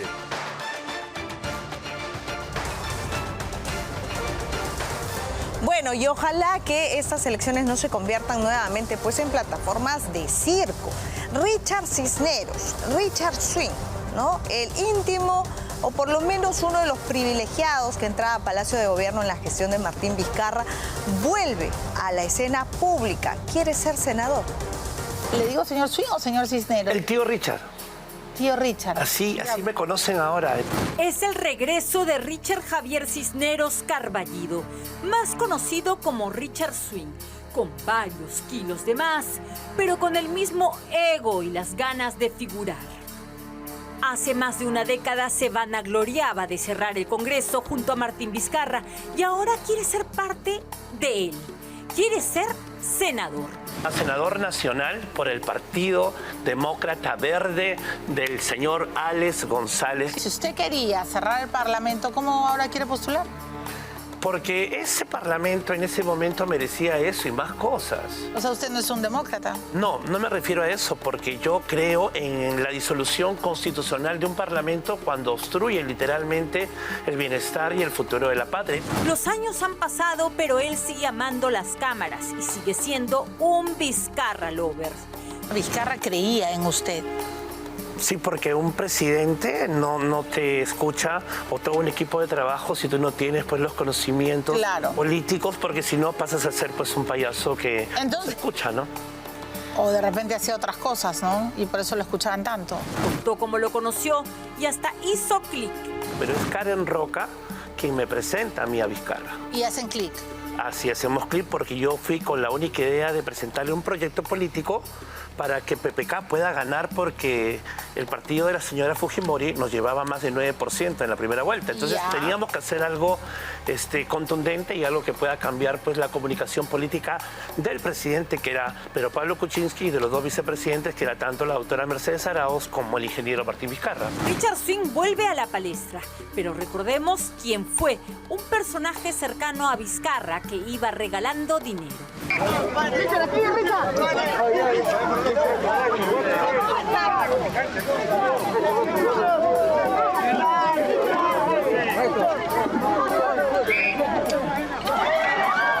Un hombre con gran voz que hizo un par de canciones para la campaña de PPK y se le subió la fama a la cabeza y se emborrachó de poder.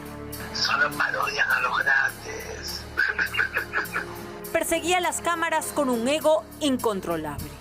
Vas a ver el día que vaya a declarar al Congreso como van a haber 5.000 periodistas. Tenía delirios de ser el centro del universo y la verdad que en su momento lo consiguió. Yo voy a sacar los audios que no han salido. Tengo 278 audios que no han salido, ¿ya? Pero ellos no los sacan, ¿por qué? Porque no les conviene, ¿no? Directamente a varios congresistas, al presidente, específicamente al congresista Alarcón, al presidente del Congreso. Con la vacancia de Vizcarra se perdió también del horizonte de los periodistas, hasta hoy, que quiere ser senador. Estoy mirando atrás y puedo ver mi vida entera. Bueno, la sorpresa en las elecciones del partido aprista es Enrique Valderrama. Está en nuestros estudios. Vamos con Perla. Hasta allá. Gracias, Albina. Efectivamente, ya se encuentra conmigo Enrique Valderrama, candidato presidencial por el partido aprista. Muy buenos días y bienvenido al Día con Willax. Muy buenos días, encantado de estar aquí, muy amable. Bueno, primero felicitaciones. Sé que ha sido una elección importante la que han vivido el día domingo, pero digamos su lista, que fue la número 7, gana las preferencias al interior del APRA, pero atrás por muy poco queda la lista de Javier Velázquez Quesquén. Y más atrás también, por poco, me parece 400 votos, la lista de Jorge del Castillo. ¿Cómo toma este triunfo? Apretado, pero finalmente triunfo. Bueno, primero creo que hay que agradecer a todos los apristas que han participado en la jornada electoral. Hemos movilizado miles de compañeros que realmente han ido a expresar una posición respecto al futuro del partido.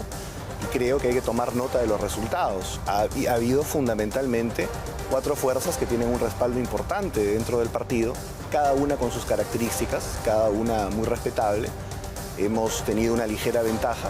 Creo que es un avance para el proceso de renovación del partido. Una ventaja de apenas 200 votos. Muy estrecha. Muy poca. Y creo que eso nos impone necesariamente forjar la unidad del partido y definitivamente tratar de convocar a todos aquellos a los que no pudimos convencer en esta primera etapa dentro de nuestro propio partido de que el proyecto de la renovación viene también, lógicamente, acompañado con un sustento técnico y además con una visión del país que nos parece muy importante. Yo quiero saludar especialmente al interior del país, al norte, al sur, a los militantes del APRA, porque nuestra ligera ventaja ha sido producto de los votos fundamentalmente del interior del país.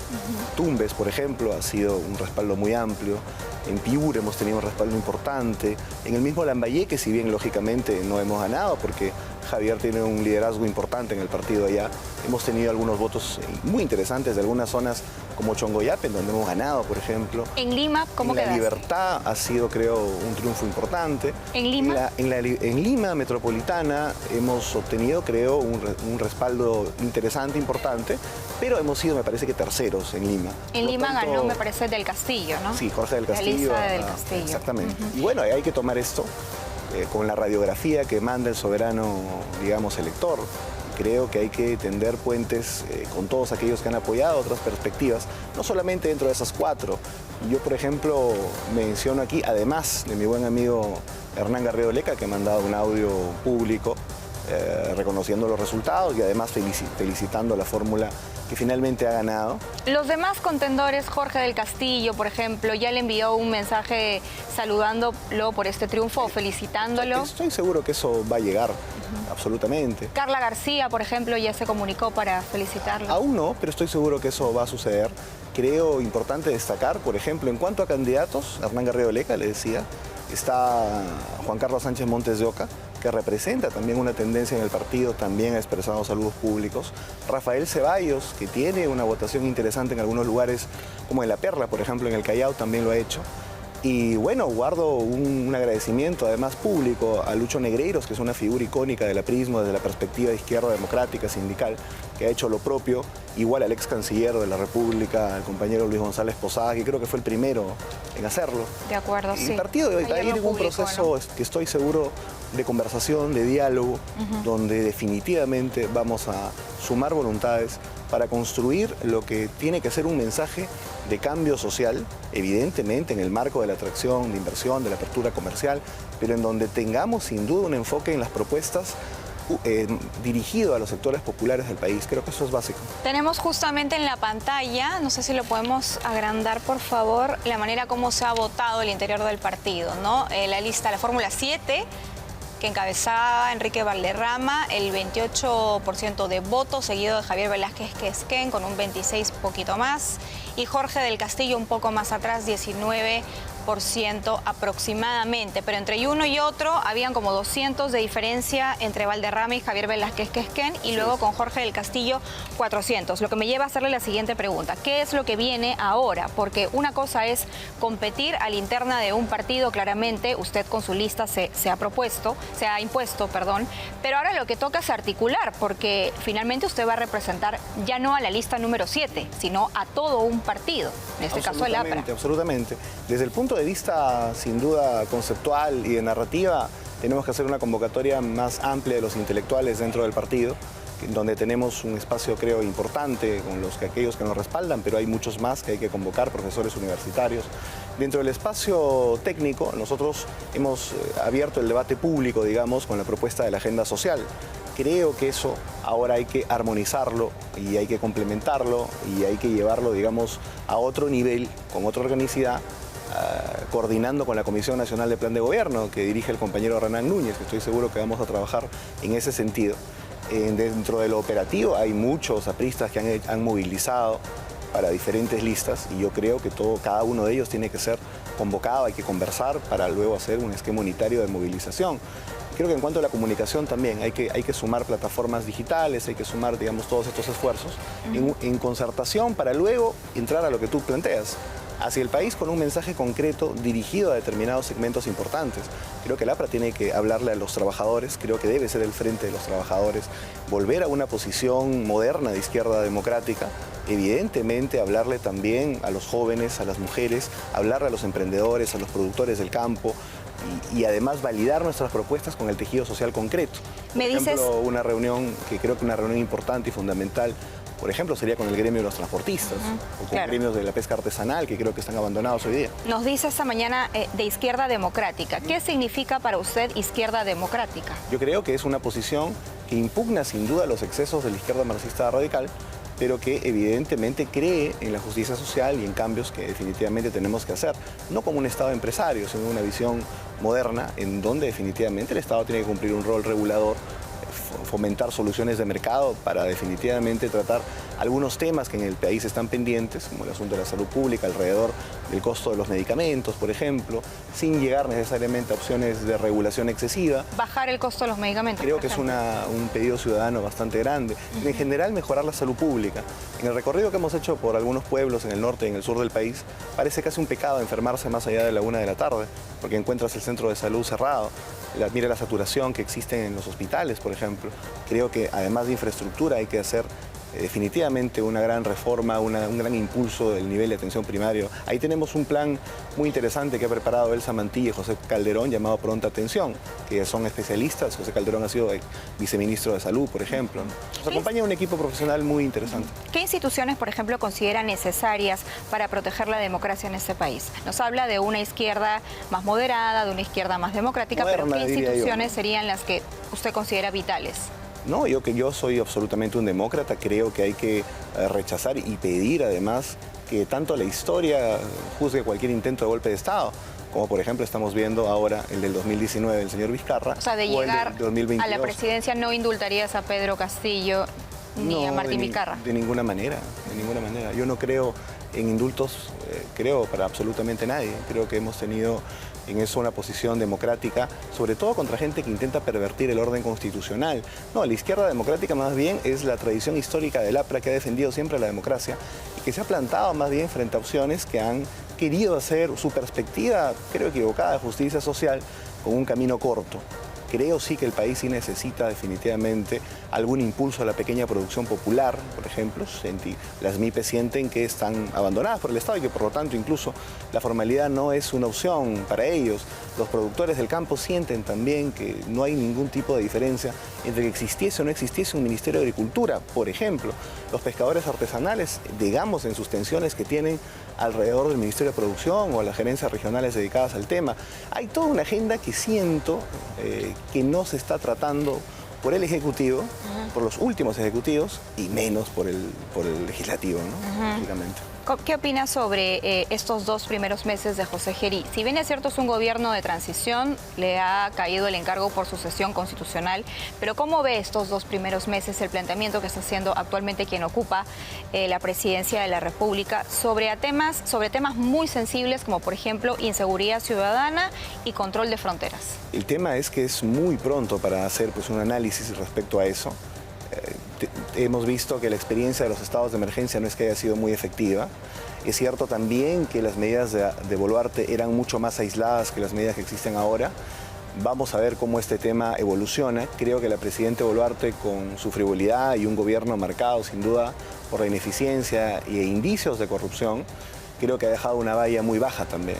Por eso creo que el presidente Gerí actualmente tiene una aceptación ciudadana interesante, porque venimos de un proceso como el de Boluarte, ¿no? Pero es muy temprano para juzgar la efectividad de estas propuestas, ¿no? ¿Cuál sería la propuesta de Enrique Valderrama sobre el tema, por ejemplo, del INPE? Se sabe que la corrupción y la delincuencia se maneja desde los penales. Tenemos en este momento un hacinamiento que supera el 140% en las cárceles a nivel nacional, pero además hay una insuficiente capacidad de personal de efectivos del INPE para controlar las prisiones. Hablamos de apenas 6.000 efectivos del INPE para más de 100.000 presos. Sí, pero que además no trabajan todos al mismo tiempo. No es que los 6.000 estén trabajando al mismo tiempo, ni siquiera. Por lo tanto, creo que hay que potenciar el INPE, reformarlo, pero al mismo tiempo tenemos que resolver el asunto del hacinamiento. Recuerda que hay una perspectiva constitucional sobre el tema del hacinamiento que ya debe haberse cumplido y que no se ha cumplido todavía. Es decir, había un mandato del Tribunal Constitucional para ir hacia una política de deshacinamiento de los penales. No se ha cumplido eso. Entonces yo creo importante hacer 2 cosas a la vez. La primera, una reforma profunda del INPE. Hay que ver de limpiar, digamos, de cualquier indicio de corrupción que existe, que lamentablemente es evidente, porque muchas de las cosas que suceden en la calle son coordinadas dentro de los penales. Pero al mismo tiempo tenemos que ir a la construcción de penales que de repente ya están en vías de ejecución e incluso nueva infraestructura penitenciaria, particularmente algunos relativamente grandes. Yo calculo que en total podrían ser unos 12 penales en el país. Pienso que hay que abrir el debate en ¿12 penales nuevos? Sí, yo pienso que hay que abrir el debate en este momento en el país sobre si esta nueva infraestructura penitenciaria, no lo que existe, sino la nueva, tenga por una primera etapa por lo menos administración privada. Ahora, control de fronteras. En este momento hay una crisis al sur de Perú. Quieren entrar más ciudadanos extranjeros, algunos colombianos también, de forma irregular. Y claro, hay un comité binacional formado entre nuestro país y Chile, los cancilleres básicamente viendo de qué manera se podría afrontar esto de forma conjunta, por lo menos inicialmente. Pero lo cierto es que José Gerí ha decretado un estado de emergencia en este punto por lo menos. ¿Cómo manejaría Enrique Valderrama de llegar a la presidencia a una situación como esta, entendiendo además que el problema de la migración irregular es tan grande en nuestro país y nos está costando porque se han metido criminales extranjeros también? Sí, hay que, creo, decir algunas cosas al mismo tiempo, ¿no? Primero que hay grandes problemas en América Latina, con el APRA históricamente, Valle de la Torre y Amuindo América, que deben tener un enfoque transnacional, un enfoque internacional, un enfoque, digamos, colectivo. Uno de ellos, por ejemplo, es el tema de la criminalidad organizada, que es transnacional. El otro asunto, por ejemplo, es el tema de la migración, que también es un asunto que hay que tener un enfoque internacional de coordinación entre las policías, digamos, de América Latina mucho más estrecho, que es un primer punto. Y en segundo lugar, yo creo que hay que descansar normativamente más aún en las Fuerzas Armadas para el control de las fronteras. Y lógicamente eso implica también abrir un debate alrededor de impulsar, sin duda, que existan mayor personal, mayores soldados en el país para que puedan cubrir también esa tarea. Creo que el reclutamiento actualmente está muy bajo. Tenemos que ir a un análisis respecto a la contraprestación que se le da a nuestros soldados, que me parece que es sumamente baja. Me parece que es alrededor de 300 soles. Creo que hay que cambiar eso, hay que dar incentivos para incrementar esto e ir progresivamente aumentando el control que podamos tener en las fronteras en coordinación con la policía. ¿Crees que el APRA vaya a superar la valla electoral? Sí, estoy absolutamente convencido. Sí, mira, el norte del país siempre ha sido sensible al mensaje del APRA. De ahí es el maestro Valle de la Torre, de La Libertad, que estoy segura además que en La Libertad vamos a ganar la gobernación regional con Julio César Morán en octubre del 2026, pero ha sido siempre sensible al mensaje del APRA y además, lamentablemente, por el norte del país, últimamente han tenido un respaldo ante la ausencia del APRA hacia Fuerza Popular y APP, que hemos visto cómo de una u otra manera han sido muy benévolos con el presidente Boluarte y que es responsable en parte también, y con gobiernos anteriores, de la crisis de seguridad y la salud pública que ha afectado particularmente al norte. Por lo tanto, estoy convencido que van a querer un cambio de lo que ha significado estos últimos años de la política y podrían volver a mirar al APRA, y estoy convencido que pueden volver a mirar al APRA. Creo que en el sur del país hay una perspectiva distinta respecto a la izquierda marxista radical, es decir, yo creo que van a reducir un poco su intención de voto, pero las perspectivas de derecha van a tenerla complicada ya también. Creo que un mensaje de cambio social en el marco, sin duda, del impulso al emprendimiento también, al turismo, lógicamente, con el cuidado medioambiental correspondiente en todas las expresiones de producción en el sur del país, podría ser interesante. Y bueno, y Lima requiere una gran estrategia que hay que conversar, pero si sumamos todos esos escenarios, creo que el APRA tiene una perspectiva interesante. ¿Crees que haber perdido la inscripción del partido en algún momento fue un punto de inflexión dentro del propio APRA como para mirar esta oportunidad con otros ojos? Y finalmente se ha visto volcado también el domingo poniéndote a ti como candidato presidencial frente a otras opciones muchísimo más tradicionales dentro del partido. Yo creo definitivamente que lo que se nos impone en estos momentos es una lógica de consenso, de diálogo, de unidad, de respeto. Además es una inmensa responsabilidad frente a la historia del partido. Y creo además que en este caso eso nos puede proyectar un buen resultado en abril, sin duda. Por eso estamos intentando forjar esa perspectiva. Militante desde los 13 años, me comentaba, ¿no? 13 o 14 años. 13 o 14 años. Sí. A pesar de tener menos de 40, tengo, digamos, casi 25 años en la fe política, ¿no? Militante, lógicamente, no, porque cuando eres menor de edad difícilmente puedes inscribirte. Ha habido mucho entusiasmo ahora que se ha escuchado el mensaje de Federico Dantón, que le ha enviado a Carla García, apoyando la candidatura de su hermana, pero también apoyando las internas del partido, ¿no? Claro. Y saludando esa fiesta de democracia que es finalmente lo que ha sido. ¿Cómo lo ves? Porque algunos dicen, es el posible siguiente presidente del Perú, se parece mucho a su papá, además. Yo creo que es alguien que ha demostrado tener una actitud de convicción fuerte. Cuando ocurrió lamentablemente el fallecimiento del expresidente y hubo este tema con Humala, le recordarás en el velorio. Y creo que hace muy bien en expresar una opinión militante, de respaldar no solamente a su hermana, que me parece algo muy positivo, la lealtad fraternal, sino además su posición a favor de la lista que encabezaba Javier. Creo que él es un aprista, pues, sin duda, hiperconvencido. Y me parece bien que haya expresado su parecer en ese momento, ¿no? Bien, muchísimas gracias. Enrique Valderrama, candidato presidencial por el APRA. Bueno, esperemos que te llamen, pues, los contendores, ¿no? Que han perdido y que también deberían saludarte y felicitarte, como es usual en este tipo de contienda política. Muchas gracias. Muchas gracias, muy amable. Muchas gracias. Bueno, vamos a hacer una pausa y regresamos con más información en El Día con Williams.